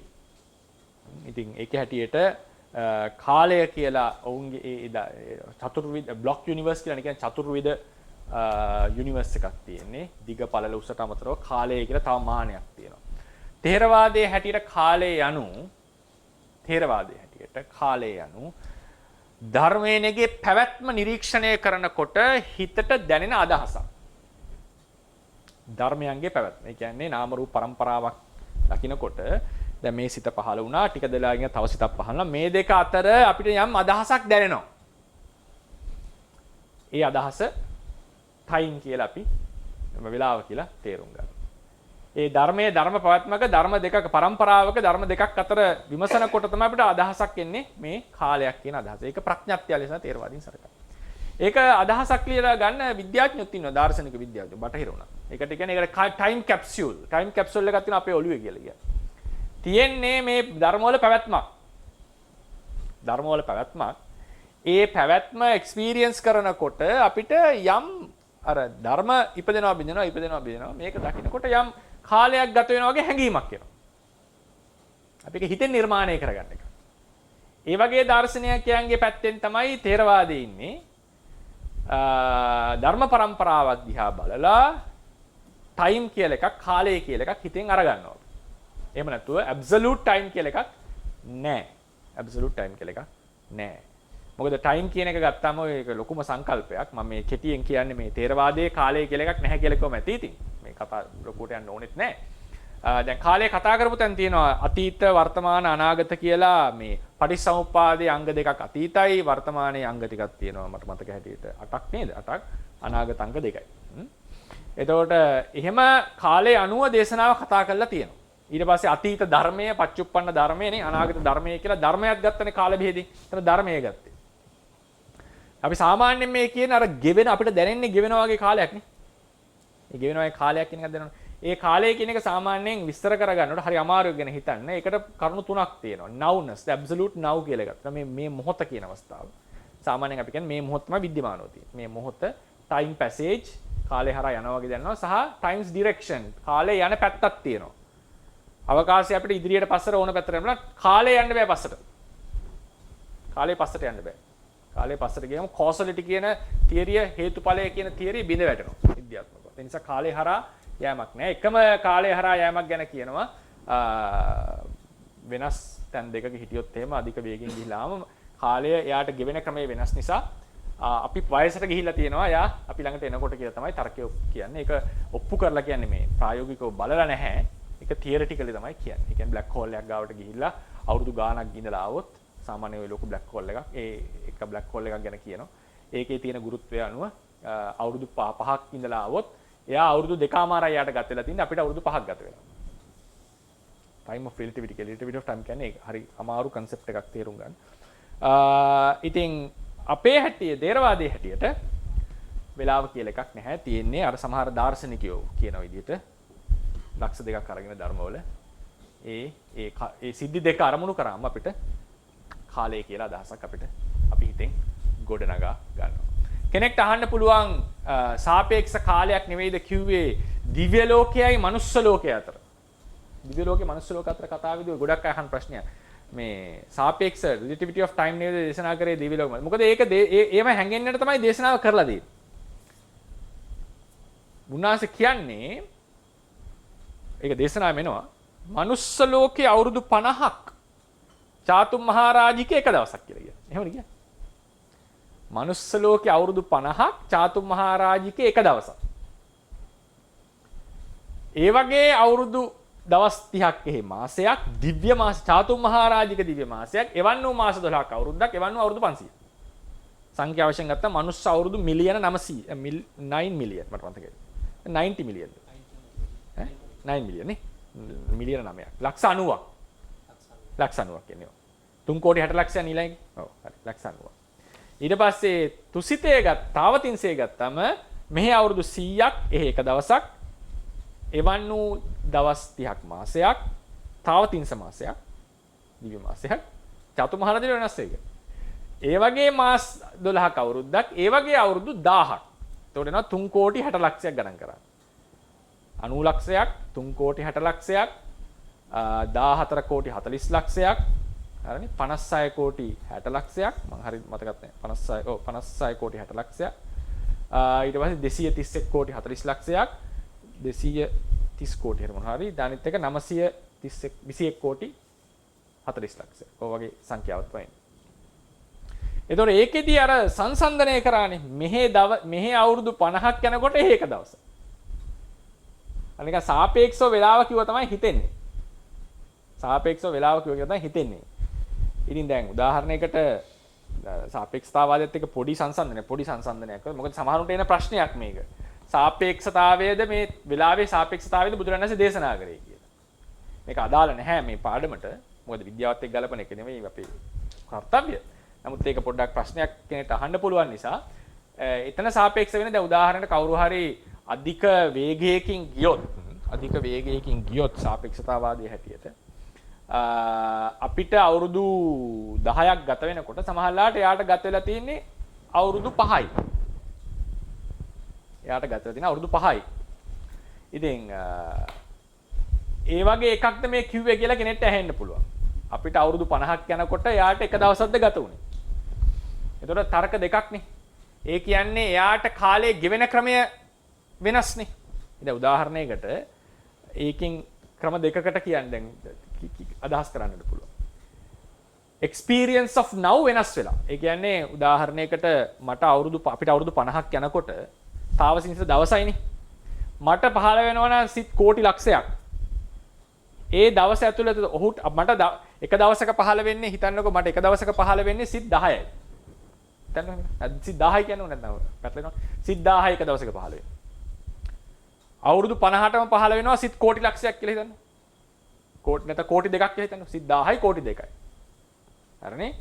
දිව්‍ය ලෝකේ එක දවසක් දැන් මට සිත් කෝටි දෙකක් පහළ වෙනකොට දිව්‍ය ලෝකේ දවසයිනේ. මට දවසට පහළ වෙන්නේ සිත් 1000යි. දිව්‍ය ලෝකේ දෙවියටත් මොකද සිතේ වේගය එකම නම් ඒ දවස් එයාට පහළ වෙන්නේ සිත් 1000ද නැත්නම් එයාට කෝටි දෙකක් පහළ වුණාද? ඕකනේ සාපේක්ෂතාවාදය ඇප්ලයි කරන්න යනවා නම් කවුරු හරි ඔය තමයි ක්‍රම දෙක. ඒ කියන්නේ තේරුණාද පොයින්ට් එක? ඒ කියන්නේ ඒක නිකන් තොරතුරු ගත්තොත් අපිට එක දවස 1 ඊට පස්සේ අවුරුදු 50. අපි කියමු මේ වෙලාවේ සිත් 15 වෙනවා. ඒ කට්ටියට දිව්‍ය දවස් 1යි. හරිනේ අවුරුදු 50ක් යනකොට. දැන් මිනිස්සෙට සිත් 15 වෙනවා නම් 1000ක් උදාහරණයකට මෙතන 15 වෙනවා කියමුකෝ අපි කියමු ලක්ෂ 2ක් කෝටි 2ක් 15 වුණා කියලා. දැන් ඒ දිව්‍ය දවස ගත වෙනකොට එයාට පහළ වෙලා තියෙන්නේ සිත් 1000ද නැත්නම් කෝටි 2ද? ඔක තමයි විසඳ ගන්න තියෙන ප්‍රශ්නේ. හරිනේ? ඔක විසඳන්න තියෙන ප්‍රශ්නේ. සාපේක්ෂව කියනකොට අර කාලය වෙනස් වෙනකොට මම එක තැනක කියවුවා ඒක තාම ග්‍රී කරගන්න බැරුණා මේ සාපේක්ෂතාවාදයේ වුණත් මේ නවුනස් එක ගැන නෙවෙයි ප්‍රශ්නය ආවේ. It's matter of decay how the matter decays. ඒ කියන්නේ මේවා වෙනස් වෙන ක්‍රමයේ විතරක් මිසක් දෙන්නටම තියෙන්නේ වේගෙන් යන කෙනාට ඉන්න කෙනාට දෙන්නටම තියෙන එකම now කියන experience එක කියලා සමහරු කියනවා. එහෙම වුණොත් දිව්‍ය ලෝකෙත් ඒ දවසට මෙච්චර ප්‍රමාණයක් සිත් පහළ වෙන්නට ඕනේ අපේ වගේ. හරිනේ? නැත්තම් මම කියන්නේ සාපේක්ෂතාවාදයෙන් බැලුවොත් එයාට පහළ වෙන්න ඕනේ සිත් 1000යි. බෑ එයාට දැනෙන්නේ දවසක් ගියා වගේ. අපිට දවස් 50ක් අවුරුදු 50ක් ගිහිල්ලා. එහෙම වුණොත් ඒකේ ඒ කියන්නේ අපේ වගේම කාලයක් තමයි ජීවත් වෙලා තියෙන්නේ. ඉතින් අනිත් ක්‍රමයට කිව්වා වෙන්නේ දැන් මේ විදිහට නැතුව හුදු මේ ඒ කියන්නේ මේ ක්‍රමයට ගත්තොත් ඒක තරම් ඒ කියන්නේ කෙලිම සාපේක්ෂයි. සිද්ධියම සාපේක්ෂයි. මෙතන ගත්තාම මේ වගේ සිත් ප්‍රමාණයක්ම ඔහුටත් පහළ වෙනවා නම් දවස කියන එක ඩිෆයින් කරා එක විතරයි. නැතුව වෙලාවේ සාපේක්ෂ භාවයක් කියලා නැහැ. ඒ කියන්නේ උදාහරණයකට දැන් අපි කියනවානේ දවස ඩිෆයින් කරා. දැන් අපේ අවුරුද්දයි බ්‍රහස්පතිගේ අවුරුද්දයි. නේද? බ්‍රහස්පතිගේ අවුරුද්ද දිගයිනේ අපිට. මොකද අවුරුද්දක් කියලා කියන්නේ සූර්යවට යන ගාලේ දිගයිනේ යාට. ඒ වගේ නිකම්ම හුදු අය සාපේක්ෂ කතා මොනවත් නැහැ. එයාටත් දිව්‍යයටත් පහළ වෙන්නේ අපේ වගේම සිත් පහළ වෙන බිඳන වේගයේ එකමයි. නමුත් ඉතා දීර්ඝ කාලයක් යනවා ඔහුට දවස අවසන් වෙන්නට. අනේ දවස අවසන් වෙන්නට. ඉතින් එහෙම ගත්තම තාම ඒ කියන්නේ අපේ වගේම එක්ස්පීරියන්ස් එක යන්නේ. හැබැයි දවස කියලා සලකන්නේ අවුරුදු 50ක් අපේ. ඒ කියන්නේ ලොකු දීර්ඝ කාලයක් තමයි දවස. ඒකට තමයි සාධක සාමාන්‍යයෙන් හම්බ වෙන්නේ අර බක බ්‍රහ්මයාට එහෙම අමතකුණා කියලා කියනවනේ. උප්පත්තිය පව ඉතා දීර්ඝ කාලයක් නිසා. ඒ නිසා සාමාන්‍යයෙන් අපිට තේරෙන තොරතුර මෙන්න මේ ක්‍රමයට තමයි බුදුදහමේ කතා කරලා තියෙන්නේ. මට තේරෙන විදිහට. ඒ නිසා මේ සාපේක්ෂතාවයේ වෙලාවේ කතා කරලා නැහැ කියන එක තමයි පෞද්ගලිකව තේරෙන්නේ. හුදු මෙහි කාලය ගත වීමත් එහි කාලය ගත වීමත් එකමයි. නමුත් එයා දීර්ඝ කාලයක් ගත කරනවා. තාම දීර්ඝ කාලයක් දෙවියා ජීවත් වෙනවා. ඉර පායන එකේදී ඒක දවස ඊට සානස කෙනෙක් අහනවා දවස කොහොමද තීරණය කරේ එහෙ කියලා. ඒකත් හොඳ ප්‍රශ්නයක්. එහෙට ඉර පායන්නේ නැහැ. ඒ කියන්නේ ඒ සාමාන්‍යයෙන් අට්ටුව අපේ තියෙන ක්‍රමයේ හැටියට ගත්තොත් ඉරේ බලපෑම චාතුම් මහරජිකයට තියෙනවා. හරිනේ? චාතුම් මහරජ. ඇත්තටම චාතුම් මහරජික තලයේ තමයි ඉර හැසිරෙනවා කියලා කියන්නේ. දැන් මට උත්තර දෙන්න වෙන්නේ තේරවාද හැටිනේ. තියෙන ක්‍රමෙට. તો චාතුම් මහරජික ඉර හැසිරෙනවා කියලා කියන්නේ. ඉතින් චාතුම් මහරජික ඉර හැසිරෙනකොට වටයක් යනකොට දවසක් අපේ දවසක් යනකොට ඒක දවසක් තිස්සේ කට්ටිය සලකන්නේ නැහැ. මොකද ඉරෙන් නිසා නෙවෙයි මම දන්නතර මෙයාට ආලෝකය. ඒක දිව්‍ය ආලෝකය. ඒක වෙනම ආලෝකයක් තියෙන එකට. චාතුම් මහරජික උඩට ඉරේ බලපෑමක් නැහැ ඉතින්. ඉරේ බලපෑමක් නැහැ. ඒකෝට දවස ගණන් කරලා තියෙන ඉර උදා වීම පහළ වීම ඇතුලේ වෙන ක්‍රමයකට. ඒකත් හොඳ පොයින්ට් එකක්. මොකද්ද දවස ගණනය කරන්න තිබිච්ච පදනම? ඒකත් අහන්න ඕන ප්‍රශ්නයක්. ඒක හොඳම වැදගත් ප්‍රශ්නයක් ඒක. ඒක අපිට උත්තර දෙන්න බෑ. මට තේරෙන්නේ නැහැ. ගිහිල්ලාම බලන්න වෙනවා. ඉතින් මේ ඔය විදිහට නම කියන්න ඕනේ. දැන් මේ ප්‍රශ්නයක් කවුරු හරි අහන්න පුළුවන් නිසා මම නිකන් පොඩි මේ විවරණයක් වශයෙන් ආරම්භයක් කරන් දුන්නේ. කාලය කියන එක තේරවාදයේ හැටියට ප්‍රඥප්තියක්. හරිනේ. ඉතින් අද අපි කතා කරා ගති භව භූමිය ආදී මරණින් මතු සත්වය උපදින ස්ථානය ඒකෙදී යම් ධර්ම නියාමයක ස්වභාවයක් පේනවා. අවස්ථා භූමික ලක්ෂණක් පෙන්වුම් කරනවා. පරමාර්ථ ස්වභාවයක් නිසා අපි කතා කරනවා. ඊට අවකාශය කියන එක අපි පරමාර්ථ ධර්මයක් ලෙස වෙනම කතා කරලා නැහැ. නමුත් ඒක අක්මුල් නැති, ඉමක් කොනක් නැති, ආරම්භයක් අවසනයක් නැති හිස් ස්වභාවයක්. ඒක තමයි හිස් කියලා කියන්නේ හිඩැස කියන එක වඩා හොඳ. ඒක තමයි මේ සංගත ධර්මයේ සියල්ල පවතින්නේ. කාලය කියන එක තේරවාදයට අනුව ප්‍රඥප්තියක්. මම කාලය කියන මාතෘකාව ගත්තේ කාලය සහ අවකාශය. තා වැදගත් මාතෘකාවක් නෙවෙයි. සාමාන්‍ය මිනිස්සුන්ට දැනෙන මාතෘකාවක්. ඒ නිසා තේරවාදී හැටියට කාලය පරමාර්ථය නෙවෙයි. මේ පරමාර්ථ මාතෘකාව එළියේ ඉඳලා කතා කරන්න ඕන එක කාලය කියන එක. ඒකෙදී සාමාන්‍යයෙන් අද තියෙන දැනුමත් එක්ක එන සහ අර දිව්‍ය ලෝක මනුස්ස ලෝක අතර කාලයේ වෙනස දක්වපු නිසා යම් සාපේක්ෂව කාලය දේශනා කරා දෝ කියන හැඟීමක් එනවා. එහෙම එනවා නම් මේ සාපේක්ෂතාවාදය අනුව කතා කරොත් මේ වගේ පැති දෙකකින් අපිට හිතන්න වෙනවා. මම බෞද්ධලිකව හිතන්නේ මේ ක්‍රමයට දේශනාව කරා. එහෙම නැතුව එතන එක්ස්පීරියන්ස් එක වෙනස් වුණේ නැහැ කියන එක තමයි හිතෙන්නේ. ඔය ටික තමයි කතා කරන්න තියෙන්නේ. අපි අවස්ථාව ලබා දෙනවා ප්‍රශ්න අහන්න. අවතරන් සර්ණයි. හරි. එතකොට අපි කාලය සම්බන්ධ කතාවේදී ශරීරසා ශික්ෂණය කියන එකට කොහොමද අවසර හිත සම්බන්ධ වෙන්නේ? ඒ කියන්නේ චිත්තක්ෂණය කියලා ඒ කියන්නේ සිතක් හටගෙන නිරුද්ධ වෙනවා. ඒක ඒ සිත හටගෙන නිරුද්ධ වෙනවා කියලා එකක් තියෙනවා. සිතේ පවතිනවා කියලා එකක්. ඒකට චිත්තක්ෂණය කියලා කියනවා. ඉතින් ඔබතුමා අහන්නේ ඒකෙන් කාලය අපිට තේරෙන්නේ නැද්ද කියන එකද? ඒ වගේ ප්‍රශ්නයක් දෙන්නේ. කාලය ඒ කියන්නේ පරමාර්ථ වගේ පේනවා කියන එකද අහන්නේ? එතෙන්දි කාලය දෙයක් කරලා තියෙන්නේ කියන එක. ඔව් ඒ කියන්නේ හොඳ ප්‍රශ්නයක්. ඒ කියන්නේ සිතක් හටගෙන සිත නිරුද්ධ වෙනවා. අර යම් කාලයක්. කාලයක් කියන්නේ වචනේ උදාහරණයක් කාලයක්. ඉතින් තියෙන්නේ ධර්මයක පවතින බවක්. ධර්මයක උපාදය තිතිය භංගය. උපාදයේ තිතිය භංගය. ඉතින් ඒක හැමතිස්සෙම එකම විදිහට සිද්ධ වෙන්නේ. දැන් කාලය කියන වචනේ අපි අමතක කරලා මේක විස්තර කරන්න හදමු කියමු. ඒතකොට බලමු අපිට කාලය නැතුව මේක විස්තර කරගන්න පුළුවන්ද කියලා බලමුකෝ අපි ඉස්සර. කාලය කියන සංකල්පේ නැතුව. යම් ධර්මයක් නොතිබී හට ගන්නවා. ඒක නිරුද්ධ වෙනවා. නොතිබී හටගෙන නිරුද්ධ වෙනවා. එතකොට ඒක ඒ සිදුවීම් දෙක සම්සිතක් හට ගන්නවා. ඒකම තව සිතක් හටගත්තොත් ඒ දෙකම එකවර සිද්ධ වෙන්නේ. ඒ දෙකම අපිට එකවර සිද්ධ වෙන්නේ. ඉතින් ඒ වගේම ඒක නිසා මේ අපිට කියන්න පුළුවන් මේ හට ගැනීම සහ බිඳීම කියන මේ සිද්ධිය මේ ධර්මය තමයි ඇත්තටම තියෙන්නේ. ඒ කියන්නේ ධර්මයක පැවැත්මක් තියෙනවා.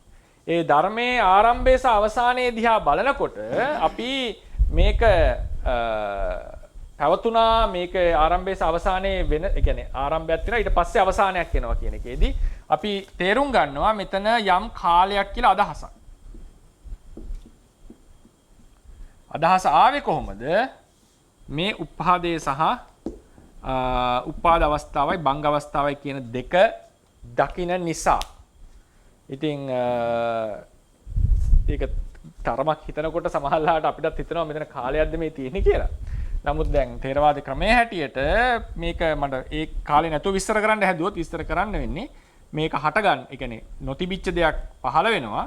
ඒ පාස්සේ ඒක අතුරුදහන් වෙනවා. ඉතින් ඒක තව සිතක් ඒ වුණොත් එහෙම ඒකටම ඒ දෙකම එකටම සිද්ධ වෙන්නේ. ඒතර අපි කියනවා මේ සිතක පැවැත්ම කොන්ස්ටන්ට්. ඒ කියන්නේ ඒක වෙනස් වෙන්නේ නැති දෙයක්. ඒක නැවත නැවත සිත් පහළනාමත් ඒ විදිහම තමයි යන්නේ. ඉතින් ඒ ලක්ෂ දෙක පදනම් කරගෙන නෙවෙයිද කාලය කියන අදහස ඇවිල්ලා තියෙන්නේ. කොහොමද හිතෙන්නේ? වෙන විදිහකට කියන අදහසක් විතර යනවා කියලා දැන් හිතන්න ඕනේ. කියන්නේ තල දෙකක් ගත්තාම මෙහි ජීවිත ගතවන ඒ කියන්නේ උපාධිය සාමාන්‍යකර සමාජයයි අවතලයේ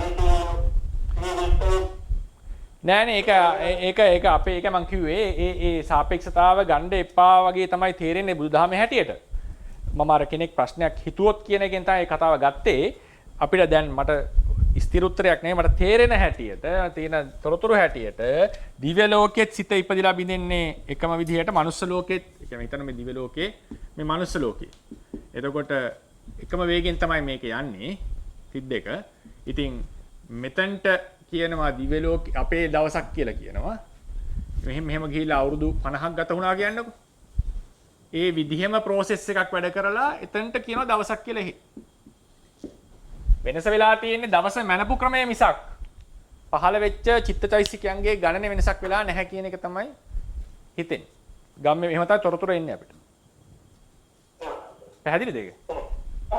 ඔව් ඒක තමයි මම කිව්වේ මේ පහළ වෙච්ච සිත් ගාන එක වෙන්න ඕනේ. රිලටිව් සාපේක්ෂව කතාව ගත්තොත් එයාටත් පහළලා තියෙන්නේ මුළු කතාවේදීම එයාටත් පහළ තියෙන අර සිත් ගාන වෙන්නට ඕනේ නේද? එහෙම එකක් නෙවෙයි පේන්නේ අපිට. සිත් පහළ වෙන්නේ එකම වේගයෙන් එකම ක්‍රමයකට. හැබැයි අර දවස කියන එක ගණනය කරපු ක්‍රමය වෙනස්. අතරවසමයි. ඔව්. මේ මහත් අපේ ස්වාමීන් වහන්සේ කෙනෙක්ද ගිහි කෙනෙක්ද?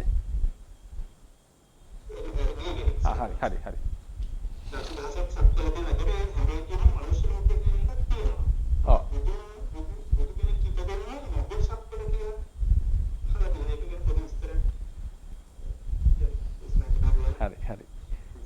මේ අවකාශය කියන මාතෘකාව ගත්ත හින්දා මේ ප්‍රශ්නේ එනවා දැන්.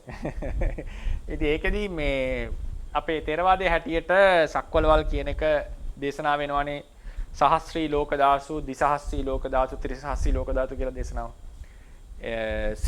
අභිභූ සූත්‍රය. සිකී සූත්‍රය අභිභූ සූත්‍රය. අභිභූ සූත්‍රය මට මතකයි. ඉතින් ඒකෙදී 1000ක් තියෙනවා world cycles. ඒ කියන්නේ සක්වලවල් 1000ක් එකට තියෙනවා. 1000 ඒවා 1000ක් වුණොත් ඒකට ද්විසහස්‍රී කියනවා. 1000 ඒවා 1000ක් තුනේ බලය. ඒකට කියනවා ත්‍රිසහස්‍රී කියලා. 1000ක් කියන්නේ 1 million නේද? 1000 into 1000 කියන්නේ 1 million. 1 million into 1000 කියලා කියන්නේ 1 billion. එතකොට 1000 group එකක් තියෙනවා. million group එකක් තියෙනවා. billion group එකක් තියෙනවා. හරිනේ? billion group එකක් තියෙනවා. එතකොට ඒක එක දේශනා ක්‍රමයක්. ඊට පස්සේ අපිට අටුවාවේ හම්බ වෙනවා මගුල් සක්වල කියලා එකක්. ඒක වටේ තියෙනවා දසදහසක් සක්වල කියලා එකක්. ඊට පස්සේ කෝටි ලක්ෂයක් සක්වල කියලා එකක්. ඊට පස්සේ ඊට එහා තියෙන සක්. ඒකට කියනවා ජාතික් ක්ෂේත්‍රය, ආනාක්ෂේත්‍රය, විෂයක් ක්ෂේත්‍රය. හරිනේ? බුද්ධ දේශනාවේ අපිට හම් වෙනවා සූත්‍රයක සහස්‍රී ලෝක ධාතු, ඒ කියන්නේ 1000ක් ගෲප් එකක්. ද්විසහස්‍රී 10000ක් මිලියනයක් ගෲප් එකක්. ත්‍රිසහස්‍රී බිලියනයක ගෲප් එකක්. හරිනේ?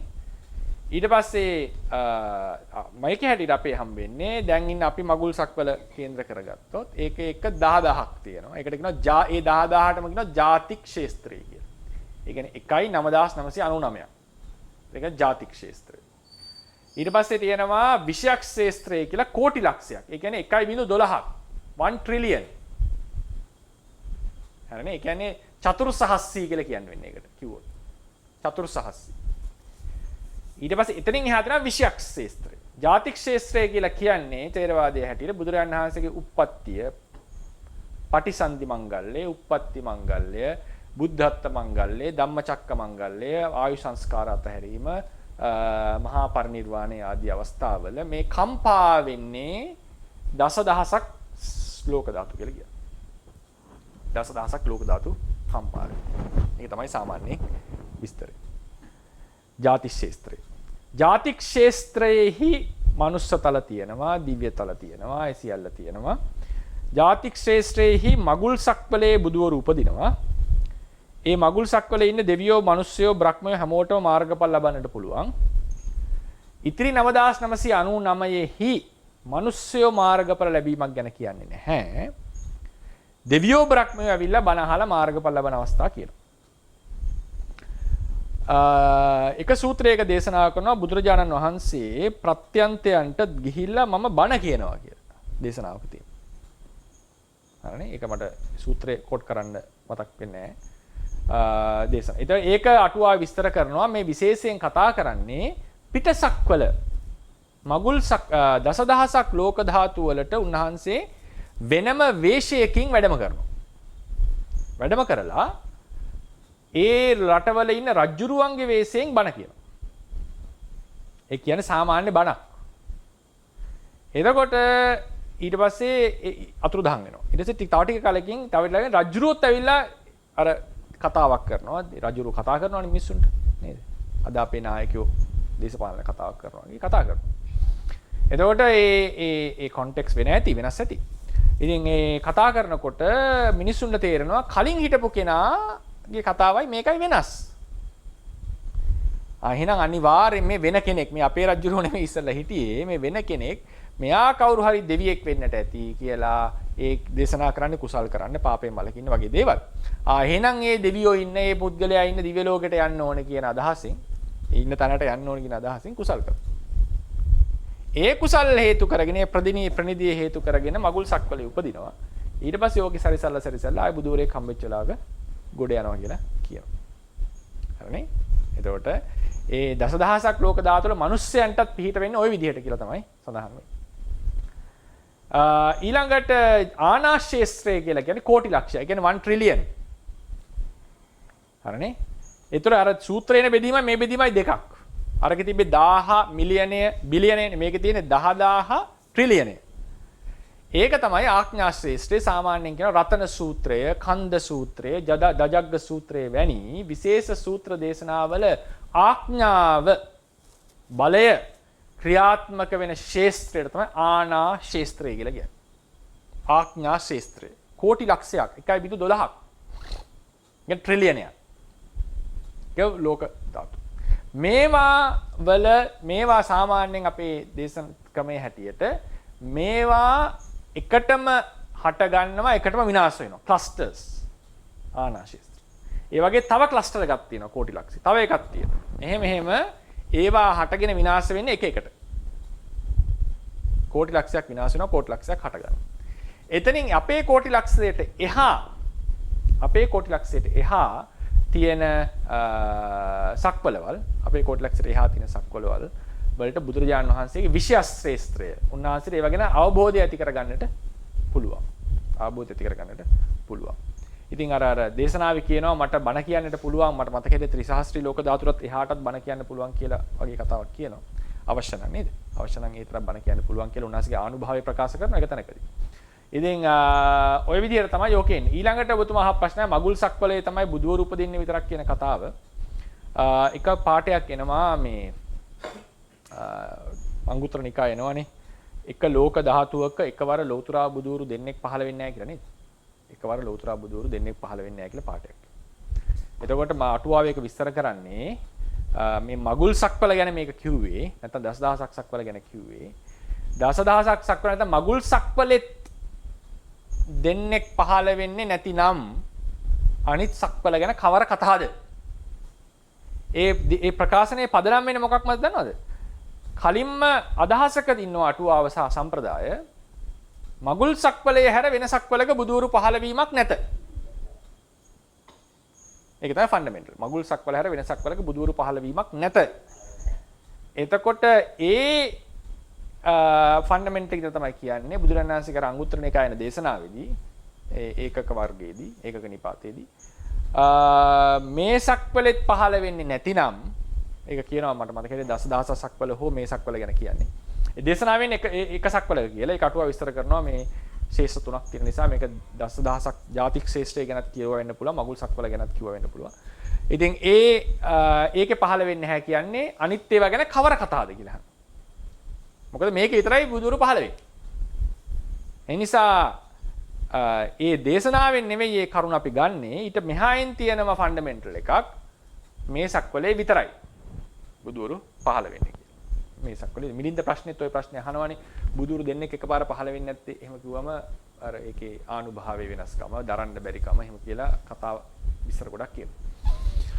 ඊට පස්සේ එකක් එනවා මට මතකෙට අපදාන පාළි බුද්ධ අපදානයේදී අසංකේය වූ බුද්ධ ශේස්ත්‍රයෝ කියලා වචනයක් එනවා. උන්වහන්සේ දැක්කා කියලා. අසංකේය බුද්ධ ශේස්ත්‍රය. එතකොට මේක නිසා සමහර ආචාර්යවරු අදහසකට එනවා දසදහසක් සක්වලින් කෝටි ලක්ෂයක් සක්වලින් එහා මට මතකයි කෝටි ලක්ෂයක් සක්වලින් එහා ඔය යම් කිසි ප්‍රමාණයකින් එහා තව තැන්වල බුදුවරු පහළ විය හැක කියලා අදහස. බුදුවරු පහළ විය හැක කියලා. ඉතින් ඒක අටුවා ප්‍රතික්ෂේප කරනවා නෑ මේ අසංකේය බුද්ධ ශේෂ්ත්‍ර කියලා කිව්වේ බුද්ධ කෙත්තා කියලා එන්නේ පාලි පාඨයේ. ඒ කිව්වේ විෂයක් ශේෂ්ත්‍ර තුනක් තියෙනවා ආඥා ශේෂ්ත්‍රය, ජාතික ශේෂ්ත්‍රය, විෂයක් ශේෂ්ත්‍රය. එහෙම මේ විෂයක් ශේෂ්ත්‍රයේ අනන්ත වූ සක්වලවල් තියෙනවා කියප එක මිසක් අනිත් සක්වලවල බුදුවරු පහළ වෙන්නේ නැහැ කියන එක තමයි තේරවාද සම්ප්‍රදාය අදහස. අර වගේ අදහස් තිබිච්චා ඉඳලා තියෙනවා තේරවාදයේ ඇතුළෙම ස්වාමීන් වහන්සේලා ඒක ප්‍රතික්ෂේප කරනවා අටුවාවල. ඊට පස්සේ ඕකට තියෙන ඊළඟ කතාව තමයි ප්‍රශ්නයක් වෙන තැනක් තමයි මොකද්ද මේ 31 තලයක් තියෙනවනේ 31 තලයේහි පහක් න සුද්ධාවාස බ්‍රහ්ම ලෝකේ. අපි දන්නා සුද්ධාවාසී උපදින්නේ අනිවාර්යෙන් අනාගාමී වෙච්චයි. සුද්ධාවාසී පුද්ගලයෝ 3 දෙනෙක් ඉන්නවා අනාගාමී පලස්තයා. එයා එතන ඉදිරිපත් වෙලා ඉදිරිපදිලා භාවනා කරනකොට අරහත් මාර්ගස්තයෙක් වෙන්න පුළුවන්. අරිහත් මාර්ගස්තය අරිහත් පලස්තය. ওই පුද්ගලයෝ 3 දෙනා තමයි සුද්ධාවාසී ඉන්නේ. උපදින්නේ අනාගාමී ඵලයටපත් වෙච්ච කෙනෙක්මයි. එතකොට මේ සක්වලේ විතරක් නම් දැන් ප්‍රශ්නයක් එනවා මේ ආයි ප්‍රශ්නේ එන්නේ ජාතික ශේෂ්ත්‍රයේ විෂයක් ආඥා ශේෂ්ත්‍රයේ විෂයක් ශේෂ්ත්‍රයේ මේ හැමතැනම 31 තලයේම තියෙනවද? හැමතැනම 31 තලයේම තියෙනවා. ඒකට මත තියෙනවා ආචාර්යවරුන්ගේ සමහරව කියනවා නෑ 31ක් නැහැ. මට මතකෙට ජාතික ශේෂ්ත්‍රයෙන් එහාද කොහෙද 26යි. මොකද ඒක සඳහනක් නැහැ කොහෙවත්. 26යි. අනාගාමී වෙන්නේ නැහැ කියලා කවුරු හරි. හරිනේ. ඉතින් ඊට පස්සේ සමහරව කරන්නේ ඒකේ 31 තියෙනවා. හැම එකෙම 31. 31 තියෙනවා කියන එකට හේතු සාධක දෙකක් කියනවා. සමහරව කියනවා ආඥා ශේෂ්ත්‍රයෙන් එහාට බුදුවරු පහළ වෙනවා. ඒ නිසායි 31 තියෙනවා. හරිනේ. සමහර කරන්නේ තේරවාදයේ හැටියට ඒක ප්‍රතිෂේධිතයි බුදුරු පහළ වෙන්නේ නැහැ. හැබැයි 31 තියෙනවා. මොකද්ද හේතුව 31 තියෙන්නේ? මගුල් සක්වල වල ආදී නැත්තම් මේ දසදහස සක්වල ඉන්න අනාගාමීන් වහන්සේලා විවේකයට කැමති. ඒ විවේකයේ උන් භජනය කරන්නේ මේ වගේ ඈත තියෙන සක්වල වල සුද්ධාවාස වලට ගිහිල්ලා කාලය ගත කරනවා. ඒ සඳහා තියෙන්නේ කියලා. හරිනේ? ඒකට ප්‍රායෝගිකව ප්‍රශ්නයක් මතුවෙන තැනක් තමයි ප්‍රායෝගික අපි මම ඔබ්ජෙක්ටිව්ලි කතා කරන්නේ මේ ප්‍රශ්න අහන්න පුළුවන් විමසන්න පුළුවන් නුවණින්ම අහන්නේ මගේ අදහස මොකක්ද කියලා ඒක පෞද්ගලික දෙයක් විමසනකොට අපිට දෙන ප්‍රශ්නයක් තමයි අනන්තනම් අවකාශය අවකාශික අනන්තනම් කෙලවරක් නැතිනම් කිසිම කෙනෙක්ට අපි දන්නවා කිසිම ආකාරයකින් ළඟා නොවිය හැකි කෙලවරක් නැහැ.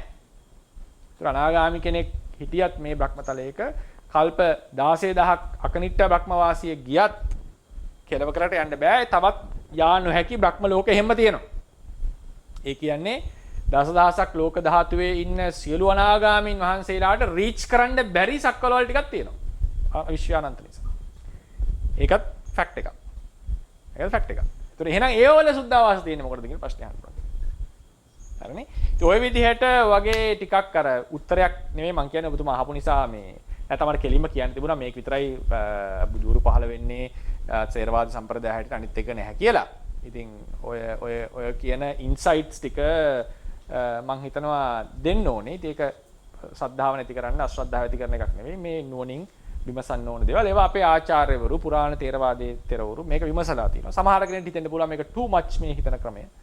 ඉතින් අයියෝ ඔක බලන්න බැරි කියලා කියන්න පුළුවන්. ඒ වගේ එක තරක ගේන්න පුළුවන්. ඉතින් ඔය විදිහට තමයි අපි තියරිටිකලි බැලුවම ඔය විදිහේ දේශනා ටිකක් තමයි සහ ප්‍රශ්න තරක ටිකක් තමයි අපිට ඉදිරිපත් වෙන්නේ. ඉතින් තේරවාද සම්ප්‍රදායට ස්ට්‍රික්ට් වෙ ඉඳලා කතා කරොත් මේ සක්වලේ විතරයි බුදුරු පහළ වෙන්නේ කියලා තමයි අටුවාවල දැක්වෙන්නේ.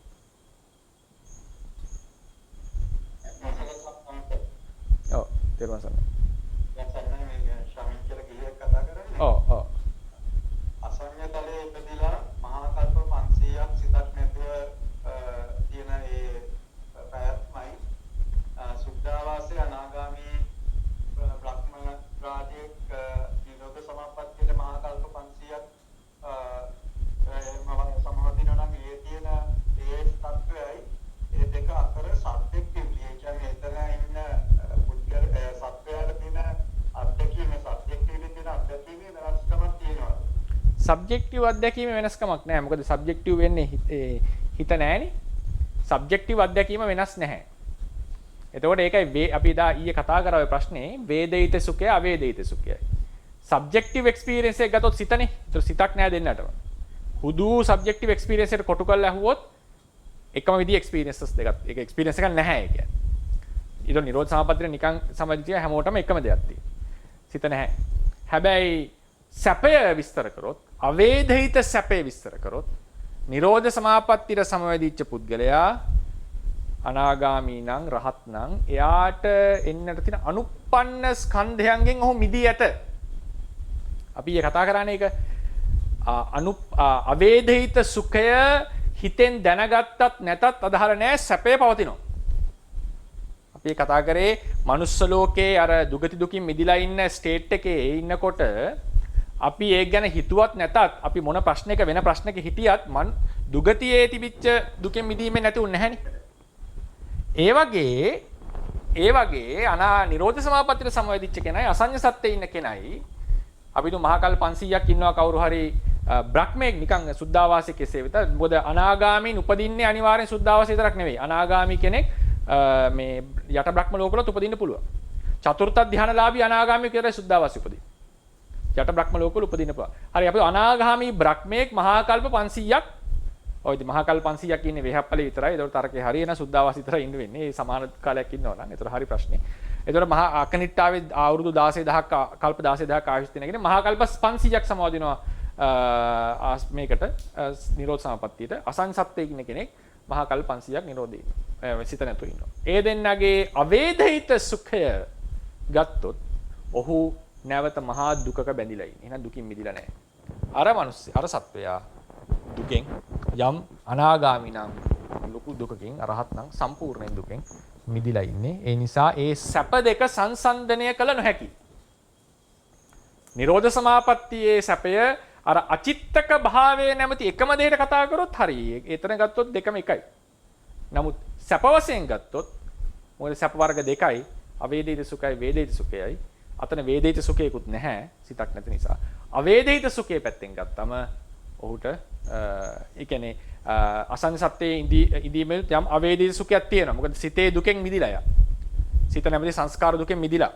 නිරෝධ සමාපත්තිය නෙගනත් එහෙමයි. නමුත් නිරෝධ සමාපත්තිය නෙගන ඊට වඩා වැඩි වෙනවා. මොනවද? එන්නට තියෙන ස්කන්ධ දුකෙනිත් ඔහු නිදහස් වෙලා තියෙන නිසා. ගරුතර ස්වාමීන් වහන්සේ මම සරස්වති කියලා මිහි කාන්තාවක් කතා කරන්නේ. පොඩක් තප්පර මෑනියෝ තප්පරයක් මට දෙන්න. මහත්මයා කලින් මහත්මයාට පැහැදිලිද ප්‍රශ්නේ? උත්තරේ? එහෙමයි සම්මානස බොහොම පිංසුදු වේවා. හරි සාදු. ඒක වෙනස පැහැදිලි. හරි සාදු. හරි මෑනියෝ අහන්න ප්‍රශ්න. කලින් මතාවේ ස්වාමීන් වහන්සේ පැහැදිලි කරා භාවනාව සාර්ථක වෙන්න කම්මස්ථානයේ හොඳට ඉගෙන ගන්න ඕනේ කියලා. ඔව්. එතකොට අපි ආනාපාන සති භාවනාව කරනවා නම් ස්වාමීන් වහන්සේ අපිට ඒක කම්මස්ථානයේ අපි කොහොමද අපිට පාඩම් කරන්න තියෙන කොහොමද දෙන්නේ? මම අද එනකොට පන්ති එනකොටත් දැඩි අදිෂ්ඨානයක ආවේ මේ භාවනාව සම්බන්ධයෙන් ලොකුවට කතා කරන්නේ නැහැ මේ මාතෘකාවලදී කියලා. මොකද ඒක මම දෝෂාරෝපණය කරන අර්ථයෙන් නෙවෙයි. මොකද ඒ භාවනාව අපි ඉදිරියේදී කතා කරනවා මෑණි. භාවනාව අපි ඉදිරියේදී කතා කරනවා. ඉදිරියේදී ඒ නිසා මේ පෞද්ගලිකව මොන හරි ප්‍රශ්නයක් යොමු කරොත් මම පෞද්ගලිකව උත්තරයක් දෙන්නම්. පන්තියේ ඒක ගන්න එපා කියන එක තමයි මට හිතුනේ. මොකද ඒක අපි ටිකක් ඩයිවර්ට් වෙනවා එතකොට මාතෘකාවෙන් එළියට. ඔව් මට වෙනම පෞද්ගලිකව ඒ වගේ නැත්නම් අර ගෲප් එකේ හරි කමන්නේ ප්‍රශ්න දාන්න. එතකොට මම උත්තරයක් දෙන්නම්. හොඳයි සර්. හරි හරි. ඒකේ වරදක් හිතන්න එපා. අවසරයි ස්වාමීන් වහන්සේ. හරි. අවසරයි ස්වාමීන් වහන්සේ. ඔව්. මම රෝහිත කියලා කෙනෙක් කතා කරන්නේ. ඊළඟ සමයි. වහන්සේ කලින් කිව්වා ගති පහක් සහ භවනමයක් ගැන ඒ ගැන කලින් සඳහන් කරන්න විනාඩි 15 කියන්නේ. ඒ සඳහන් වෙනවා නම් සඳහන් කරන්න එපා. ඒක සඳහන් කරේ නැත්නම් මට ඒ දෙක පොඩ්ඩක් පැහැදිලි කරන්න කොහොමද කියලා. ගති මම පැහැදිලි කරා ඇත්තට මේක. ගති පහ කියලා කියන්නේ ඒ හෑන්ඩ් අවුට් එකේ දීලා තියෙන්නේ. එකක් තමයි නිරය. අවශ්‍ය හරි හරි. අවසරයි ස්වාමීන් වහන්සේ. ඔව් කියන්න. මම ගිහි භාෂිකාවක් ඔව්. අපිකා කියලා. හරි. මම කලින් පාඩමක කුංචි ගැටලුවක් අහන්නේ. හොඳයි. කර්මයේ ඇති වෙන අවකාශ ලැබෙනවා කියලා කියන්නේ ප්‍රතිසන්දි විපාකයක් ලබා දෙන විපාක සිතක් සඳහාද අනෙක් විපාක සිත සඳහාත් අවකාශ ලබා ගන්නවා කියලා කියන්න පුළුවන්ද? මට ආයෙ කියන්න ප්‍රශ්නේ මට පොඩ්ඩක් හොදන්න සමහර. කර්මයක් අවකාශ ලැබෙනවා කියලා කියන්නේ ප්‍රතිසන්දි විපාකයක් ඇතිවීමේදී ඇති වෙන විපාක සිතක් ඇතිවීම සඳහාද තවත් තියෙනවනේ විපාක සිත් අපිට දැන් මේ දෙපස් විඥාන වගේ ඒවා විපාක සිත් නේ දාන්නේ ඒවලදී අවකාශ ලැබීමක් ඕනේ. අනිවාර්යෙන් ඕනේ. කර්මයක් අවකාශ නොලබා විපාක දීමක් නැත.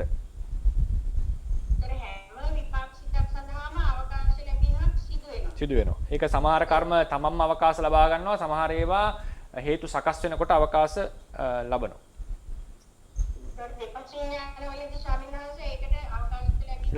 සිදු වෙනවා. එතන අවකාශ ලැබීම සිදු වෙන්නේ බොහෝ වෙලාවලට. කියන්නේ සමහර ලාවට කර්මයේම අවකාශ ලැබල උපදින අවස්ථා තියෙනවා. බොහෝ වෙලාවට අපි හිතමුකෝ අපි දැන් යනකොට අපි ගමනක් යනකොට ලස්සන කඳු ගැටයක් දකින්නවා කියලා, ලස්සන වනාන්තරයක් දකින්නවා කියලා. එතකොට ඒ ලස්සන ඔබ්ජෙක්ට් එක අපි ඉදිරියට ආපු එක තමයි කර්මයට අවකාශ ලබන්නට පරිසරය සකස් කළ දෙන්නේ. එතකොට පෙර කරපු කුසලයක් අවකාශ ලැබලා අපිට ඒ දර්ශනය ලැබෙනවා.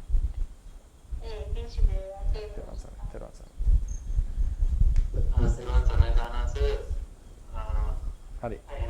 එහෙනම්. මම විජේකරෝ කියන එක ප්‍රශ්නද? ඔව්. දැන් අපිට දැන් ධර්ම මාර්ගයේදී අවබෝධය ලැබීම සඳහා දැන් අපි මේ දැන් ලෝකේ ගැන ගොඩක් කතා කරලා නිසා මේ ප්‍රශ්නේ අහන්නේ. ඔව්. එතකොට ධර්ම මාර්ගයේදී අවබෝධය ලැබීම සඳහා දැන් ලෝකේ ගැන දැන ගැනීම සඳහා සාමාන්‍යයෙන් ටිකක් බුදුරජාණන්සේ ප්‍රදේශනා කරලා තියෙනවානේ. නමුත් අපි සාමාන්‍යයෙන් අවබෝධ කිරීමේදී දැනගන්නේ ලෝකය පිළිබඳව නැත්නම් ලෝකයේ ස්වභාවය පිළිබඳව අවබෝධය ලබන්නේ. ඒ කියන්නේ සමහරට දැන් ලෝකය ගැන දැනගන්න ගියොත් මට වැටෙන දේ තමයි අපි කාලය ගැන ඊට පස්සේදී වෙන ලෝක ධාතු ගැන ඊට පස්සේදී ඒ ලෝක ධාතු වල කියන ස්වභාවය ගැන ඒ හැසිරීම රටාවල් මේ කිසි දෙයක් මට හිතෙනවා ලෝකෙ පිළිබඳව දැනගන්න ඒක කියන්නේ කෙලවරක් කරන්න බෑ කියන කතාව. එතකොට අපිට අවබෝධ නමුත් දැන් බුදුහාමුදුරු සමහර දේශනා කරලා තියෙනවානේ අවබෝධය නිවන සඳහා අවශ්‍ය දේවල් සියලුම දේ දේශනා කරලා තියෙනවා. ඊට අමතරව දේවල් උන්වහන්සේ අවබෝධ කරපු සියලු දේශනා කරලා නැහැ කියලා කියනවා. එතකොට මේකේ ප්‍රමුඛතාවය එන්නේ අපිට අවබෝධ කිරීමේදී දැන් ලෝකෙ පිළිබඳ ටික දේශනා කරලා තියෙනවා. නමුත් මේකේ ස්වභාව ලක්ෂණය තමයි අවබෝධ කරන්නේ කියලා මට එහෙම අදහසක් තියෙනවා කියනවා. දැන් නම් ටිකේ ඒක පොඩ්ඩක් අදහසක් සම්මත. හොඳයි ඒකත් වැදගත් ප්‍රශ්නයක්. ඒක විසඳ ගන්නට ඕන එකක්. බුදුරජාණන් වහන්සේ ලෝකය ගැන දේශනා කළා තියෙනවා. උන්වහන්සේ තමයි මේ කාලය, ආයුෂය ඒ ඔක්කොම දේශනා කළා තියෙන්නේ. ඒකට හේතුවක් තියෙනවා. ඒක නිවනට උපකාරයි. දැන් සමහර සූත්‍රවල කියනවා සිංහ වර්ග 4යි මහණෙනි. කාල සිංහ, තෘණ සිංහ, පණ්ඩු සිංහ, කේසර සිංහ. සමහර දේවල් නාගයෝ 4යි. මේ වගේ සමහර කෙලින්ම ලෝකය ගැන අපිට බැලූ බැල්මට කිසිදු සම්බන්ධයක් නැහැයයි පෙනෙන දේශනා තියෙනවා. බැලු බැලුවට. නමුත් මේවා සියල්ලම නිවනට සම්බන්ධයි. ඒක පුද්ගල ප්‍රතිබද්ධ වෙන්නට පුළුවන් සහ අපි කෙසේද ඒක නිවනට හරවගන්නේ කියන එක. දැන් උදාහරණයකට සමහර කෙනෙක්ට මේ තිරිසන් ලෝකයේ විචිත්‍රත්වය ගැන කියනකොට තමයි ලෝකය ගැන කලකිරෙන්නේ. සමහර කෙනෙක්ට දිව්‍ය ලෝකාදී ආයුෂය ගැන කියනකොට එවන් වූ ආයුෂයක් ගෙවිලත් මියනවා කියන එකෙන් තමයි ලෝකය ගැන කරකිරෙන්නේ. සමහර කෙනෙක්ට සක්වල ගැන හිතනකොට අනන්ත සක්වලක් තියෙනවා මේකේ සත්‍යෝ කෙලවරක් නැහැ කියලා දකිනකොට සමහරුන්ට ලොකු සංවේගයක් උපදිනවා. අයියෝ ඉක්මනට මේකෙන් ගැලවෙන්න ඕනේ. කෙලවරක් නැහැ මේ සසර කියන එක. ඒ කියන්නේ සත්‍යංග ප්‍රමාණිත කෙලවරක්. ඒ ලෙසට ඒ පුද්ගලයන්ට සංවේගය ධර්මඥා ඒ කියන්නේ අවබෝධයේ උපදින ක්‍රම වෙනස්. ඒතර සමහර ඒවට ලෝකයේ පිළිබඳ විස්තර සමහර දීර්ඝ තොරතුරු ඇහෙනකොට තමයි ඔවුන්ගේ අවබෝධය. ඒ නිසා තමයි බුදුරජාණන් වහන්සේ මේ වගේ තැන්වල ලෝකයේ පිළිබඳව ඕනතරම් ගොඩාක් දේශනා තියෙනවා. ඒ දේශනාවන් කතා කරලා තියෙනවා. ඉතින් කොහොම ගියත් අවසානයේදී ලෝකයේ තියෙන අනිත්‍ය දුක්ඛ අනාත්ම සංකත ආදී ධර්ම තමයි තේරුම් ගන්නට තියෙන්නේ. ඒක තමයි අවසානයේදී අවබෝධ කරගන්න තියෙන එක තමයි නිවනට ළඟම තැන. ඒ කියන්නේ ත්‍රිලක්ෂණය අවබෝධ කරගෙන සත්‍ය පුද්ගලයෙක් නැහැ කියන දණට යන්නේ. නමුත් මේ කතා කරන දේවල් එක එක්කෙනාට ඒක යොමු වෙන ක්‍රම පුද්ගල ප්‍රතිබද්ධයි. ඒ නිසා ශාස්ත්‍රූවරයෙක් වශයෙන් උන්වහන්සේ ඒ ගොඩාක් වපසරියකින් දේශනා කරලා තියෙනවා එක එක කෙනාට වැටෙන ක්‍රම. දැන් මේ වගේ ලොකු දේශනා කරනකොට සමහරවිට ශ්‍රද්ධාව උපදින කෙනෙක් ඉන්නවා. සමහරට උපදිනවා ශ්‍රද්ධාව. අම්මෝ මේවා අවබෝධ කරා නේද කියලා. ඒ ප්‍රීතිය පදනම් කරගෙන බුද්ධ ශ්‍රද්ධාව ඇති වෙලා නිවන කරා යන කෙනෙක් ඉන්නවා. ඒ නිසා අපිට නිවන් මාර්ගය මෙපමණකයි කියලා විස්තර කරන්න අමාරුයි. ඒක තමයි විශිෂ්ට ශාස්ත්‍රූවරයෙකුගේ ලක්ෂණය. එක එක්කෙනාට ගැළපෙන පරිදි නිවන් මාර්ග දේශනා කරනවා. ඊළඟ එක තමයි ශාස්ත්‍රූවරයෙක් වශයෙන් දේශනා කරනකොට යම් ලෝකයේ පිළිබඳ යම් පරිපූර්ණ දේශනාවක් කළ යුතුයි. සප්ත සූර්යෝද්ගමන දේශනාවේදී ලෝකේ විනාශ වෙන හැටි. ආග්ගඤ්ඤ සූත්‍රයේදී ලෝකේ ආරම්භ වෙච්ච හැටි. මේ බ්‍රාහ්මණයෝ දෙන්නේ බ්‍රාහ්මණ කුලයෙන් පැවිදි වෙච්ච ස්වාමීන් වහන්සේ දෙන්නේ ප්‍රශ්න අහන්නේ. සක්මන් කර කර බණ කියන්නේ ආග්ගඤ්ඤ සූත්‍රය. සක්මන් ඉඳන් බණ කියන්නේ. සක්මන් කර කර කියනවා මෙහෙමයි ලෝකේ ඇති උනේ කියලා ඒ බ්‍රාහ්මණ වාදය බිනින්නට දේශනා කරන්නේ. මේ දෙන්නට ධර්මයට මාර්ගයේ විවර වෙන්නේ එතනින්. ඒ අදහස බිඳෙනකොට. ඒ නිසා ලෝකේ සත්වෝ නානයි. ඒ ආයත ධර්ම මාර්ගයේ විවරණ ක්‍රම වෙනස්. ඉන්ද්‍රිය නානයි. ඒ නිසා ඔය ත්‍රිපිටක ධර්මයේ තියෙන ඔය ලෝකයේ පිළිබඳව ඒ තොරතුරු ඒවා සම්බන්ධයෙන් තියෙන විස්තර ඊට පස්සේ ප්‍රශ්න විමසීම් අටුවාවල තියෙන සියල්ලක්ම එකක් නෑර ධර්ම මාර්ගයට සම්බන්ධයි. ධර්ම මාර්ගය. ඒවා ගැන තොරතුරු වල අඩුපාඩුකම් තියෙන්නට පුළුවන් සමහර තැන්වල. අඩුපාඩුකම් තියෙන්නට පුළුවන්. සමහර කතා ප්‍රවෘත්ති වල මේක මෙතන වුණා කියනවා මෙතන මේක වුණා කියලා කියනවා. අටුවාවල පරස්පර විරෝධී තැන් තියෙනවා. ඒ තොරතුර වැරදුනා කියලා හරියටම ප්‍රිසයිස් වුන්නේ නැහැ කියලා ධර්ම මාර්ගයට බාධාවක් නැහැ. ධර්ම මාර්ගයට බාධාවක් නැහැ. දැන් තාව 332යිද 33යිද කියලා අපි හිතමු ප්‍රශ්නයක් තියෙනවා කියලා. ඒකෙච්චර බාධාවක් වෙන්නේ නැහැ. නමුත් මේ 33 කියලා දේශනාව අහනකොට ඇතිවෙන ඒ සිතිවිලි අපිට කියන්න බෑ එක එක්කිනාට කොහොමද ඒක ඇති උනේ.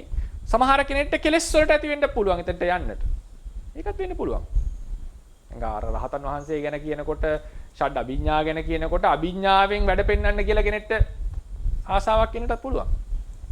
නිවන පිළිබඳ දේශනාව අහලා දෘෂ්ටියකට යන්න පුළුවන් කෙනෙක්ට. ඒ නිසා දෙපැත්තම හැම එකේම තියෙනවා. මොන දේශනාවෙත් දෙපැත්තක් තිබ්බා. ඒ කියන්නේ ගන්න ක්‍රමය හැටියට. ශාස්ත්‍රූවරයෙක් වශයෙන් උන්වහන්සේගේ යුතුයකම් ඉෂ්ට කිරීම වශයෙන් ලෝකයේ පිළිබඳව දේශනා කරා, ලෝක ස්වභාවය පිළිබඳව දේශනා කරා, ලෝකයෙන් ඈතර වීමේ මාර්ගය දේශනා කරා සහ විශිෂ්ට අපිට වඩා විශිෂ්ට වෙන්න හේතු උනේ නානා සත්වයෝ ඒ මාර්ගයට එන ක්‍රමය උන්වහන්සේ තේරුම් ගත්තා.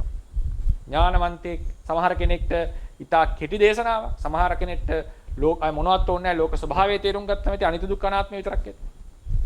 ඒක ජෙනරලයිස් කරන්න බෑ අපිට. ලෝක සත්‍යයට. ඒතර උන්වහන්සේ මහා ශාස්ත්‍රූවරයෙක් වශයෙන් හැම සත්‍යයටම ගැළපෙන පරිද්දෙන් දේශනාව අරගෙන යන්නට මේ වගේ මහා පෘතුල දේශනාවක් සිද්ධ කරා. ඒ නිසා තමයි අපිට මේ තරම් වැදගත් විස්තරාත්මක ත්‍රිපිටකයක් හම්බෙලා ඒක විස්තර කරපු අටුවාදී සම්ප්‍රදායිකුත් ඉතිරි වෙලා තියෙනවා.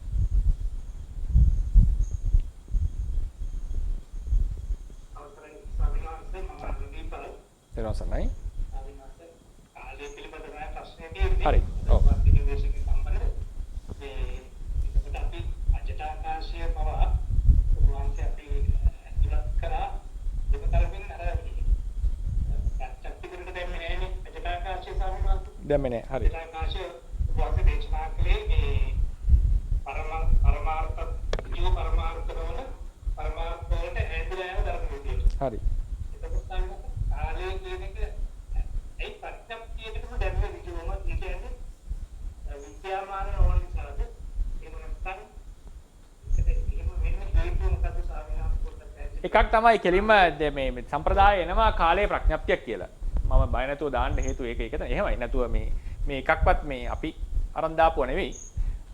අවකාශය කියන එක ගැන දැන් උදාහරණයකට අවකාශය කියන්නේ හිස් බවක් කියලා කියන්නේ. නමුත් අපිට සාමාන්‍ය නුවණටම තේරෙනවා අවකාශයක් නැත්තම් මේ මොකක්වත් නැහැ. නේද? ඉඩක් තියෙනවනේ. පීඩනය කියන එක එන්නේ අවකාශය නිසා. අවකාශයට වැඩිපුර එක අවකාශයකට එක සමාන අවකාශයකට වැඩිපුර වායු එහෙම දැම්මොත් ලොකු පීඩනයක් හට ගන්නවා. පීඩනය වෙනස අපිට තේරෙනවා. ඊට පස්සේ අපිට මේ ඒවා ක්‍රියාකාරකම් කරන්න පුළුවන් උනේ මේ අවකාශයක් තියෙන නිසා. ඉතින් ඒ නිසා අවකාශය කියන එකේ විද්‍යමානත්වය අපිට පැහැදිලි. ඒ නිසා තමයි මම ඒක ප්‍රඥප්ති ගණයට දැම්මේ නැත්තේ. කාලය කියන එක කෙලින්ම ප්‍රඥප්තියක් අස්වභාව ධර්මයක් කියලා මේ පොත්පත්වල එනවා. ඉතින් ඒකට විස්තරය වෙන්නේ අර වගේ පොයින්ට්ස් දෙකක් බලලා ඒක තුලින් කාලය තේරුම් ගන්නවා කියන එක තමයි අදහස. ඒ නිසා දාර්ශනිකයෝ අතර පවා කාලය පිළිබඳව මත තියෙනවා. සමහරු කියනවා මේක මානයක්, සමහරු කියනවා මේක ඉලූෂන් එකක්, ඒක හිතට වැටහෙන දෙයක් විතරයි. ඉතින් තේරවාද අයිඩියා එකේ හැටියට ඒක ප්‍රඥප්තියක් ලෙස විස්තර වෙලා තියෙනවා. ඒක විස්තර කරගන්න ක්‍රමය තමයි විස්තර කරේ. පරමාර්ථ ධර්ම පරම්පරාවක ලක්ෂ දෙකක් අරගත්තම ඒ දෙක අතර ඒ සිදුවීම් දෙක බලලා අපි හිතෙන් ගොඩනගා ගන්න එකක් තමයි කාලය කියන එක තමයි තර්කය. ඒ තර්කයේ කොතෙක් දුරට සාර්ථක සාර්ථක කියන එක වෙනම සාකච්ඡාවක යන්න වෙනවා. නමුත් ඕක තමයි කාලේ ප්‍රඥප්තියක් කියයි කියන තියෙන පදනම.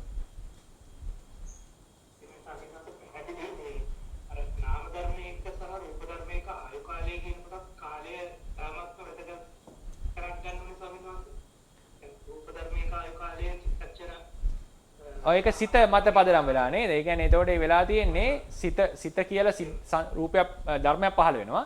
ඒ ධර්මය පදනම් කරගෙන තමයි විස්තරලා දෙන රූපේ.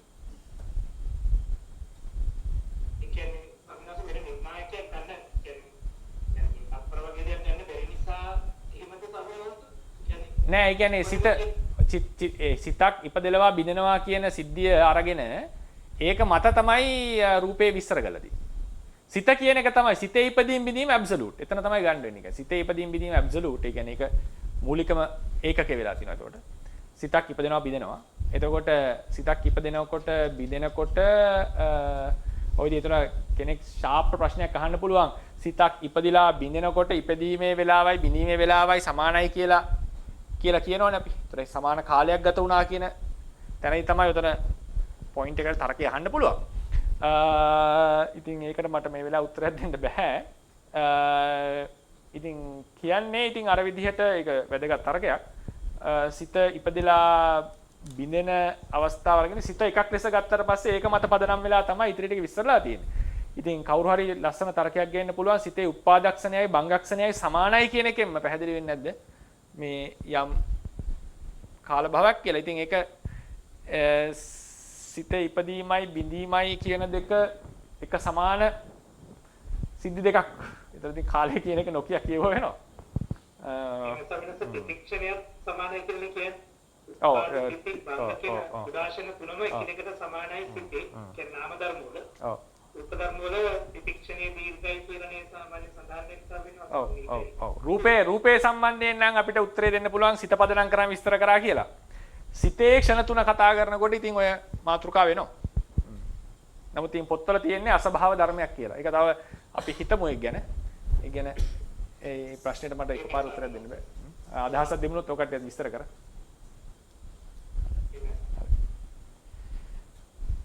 අහන්න දෙන්න ප්‍රශ්න අහන්න. කමන්නේ. අවසරයි සම්මාස.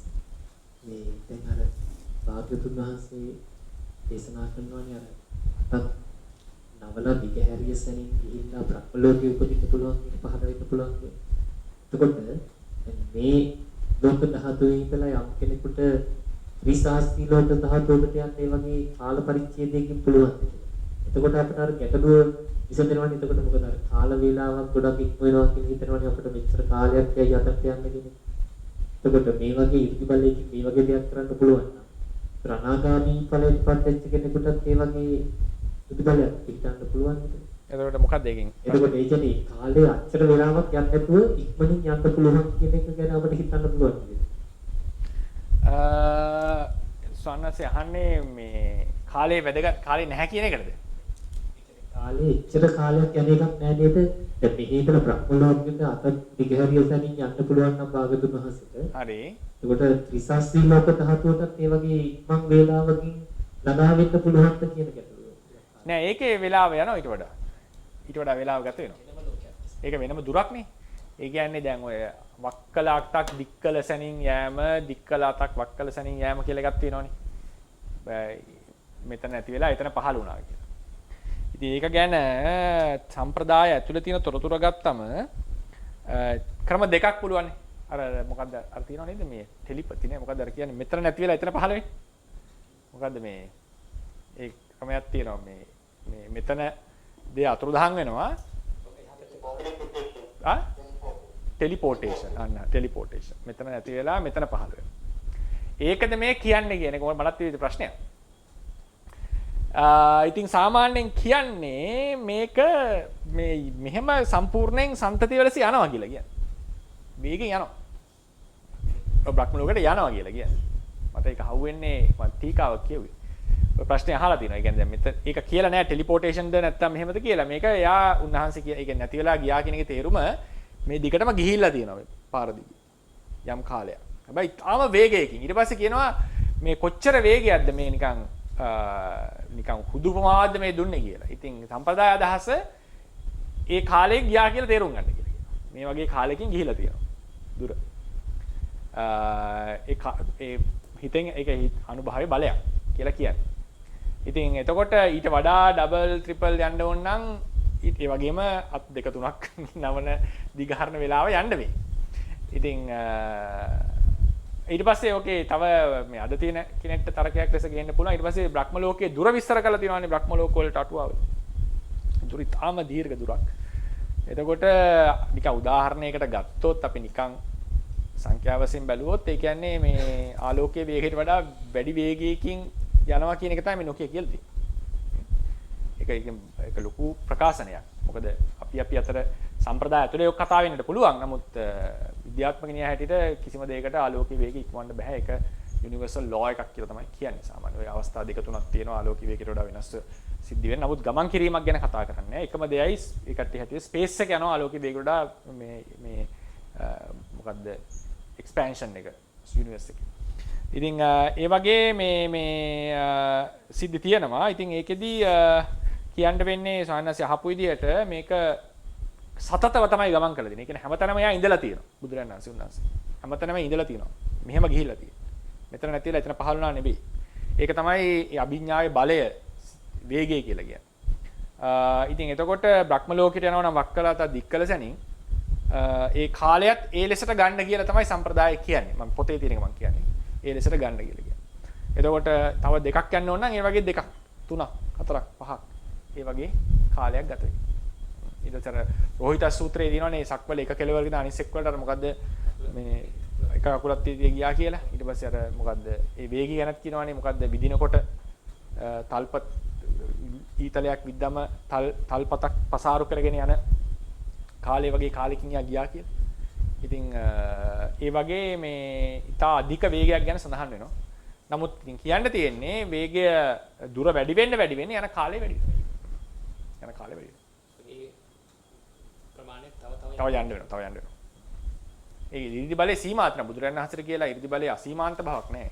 සීමාවක් තියෙනවා. උන්වහන්සේට සීමාවක් තියෙනවා. ඒ කියන්නේ අපිට ඒ සීමාව තේරුම් ගන්න බෑ. ඒක වෙනම කතාවක්. මේ වේගයේ යන්න පුළුවන් ඒවල හැම එකම සීමාවක් තියෙනවා.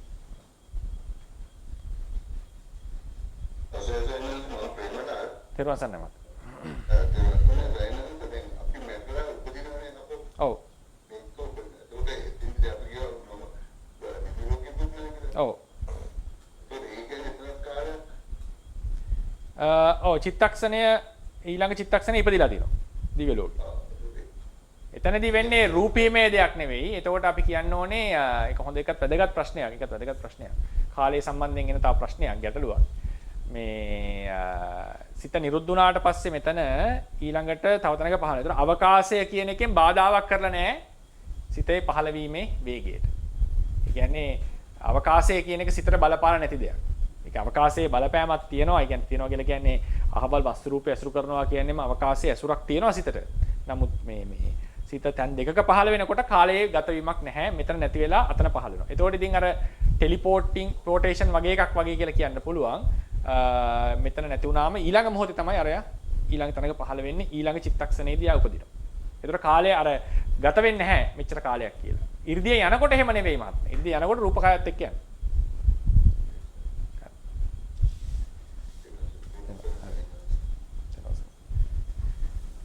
එහෙනම් අපි අහවර කරමු අද කාලයලත් ඉක්ම ගියා. ඉතින් හෙට දවසේදී මම බලාපොරොත්තු වෙනවා මෙතෙක් කල් ඉගෙනගත්ත අපි කතා කරපු මේ මාතෘකා සියල්ල යම් විදිහකට කැටගරයිස් කරලා යම් ලොකු පික්චර් එකක් අපිට අරගන්න. ඊට පස්සේ පරමාර්ථ සම්බන්ධයෙන් යම් විශේෂ මාතෘකා ටිකක් කතා කරලා අපි ඉදිරි පාඩම් වලට යනවා. ඉතින් ඉදිරියේදී ඒ පාඩම් කෙලවර තමයි අපිට විශේෂයෙන් භාවනා ආදී කටයුතු අපි ඒ තොරතුරු අපි ඉදිරියේදී කතා කරනවා. ඒක අපි ක්‍රමානුකූලව මේ පාඩම් වල දැනුම මත සිද්ධ කරගමු. එහෙනම් අපි රැස් කරගන්න තිබුණා වූ කුසල සම්භාරය තව තවත් ධර්මඥාන භාවනාඥාන දියුණු කර ගැනීමට හේතු වේවා. බුද්ධ නිර්වාණින් සනසින් පිණිසම හේතුපනිශ්‍රේ වේවා. බුද්ධ ශාසනයේ චිරස්ථිතිය පිණිසත් මේ කුසල සම්භාරය උපරිෂ්ඨ වේවා කියලා. බුද්ධ ශාසනං චිරන් තිත්තතු බුද්ධ ශාසනං චිරන් තිත්තතු බුද්ධ ශාසනං චිරන්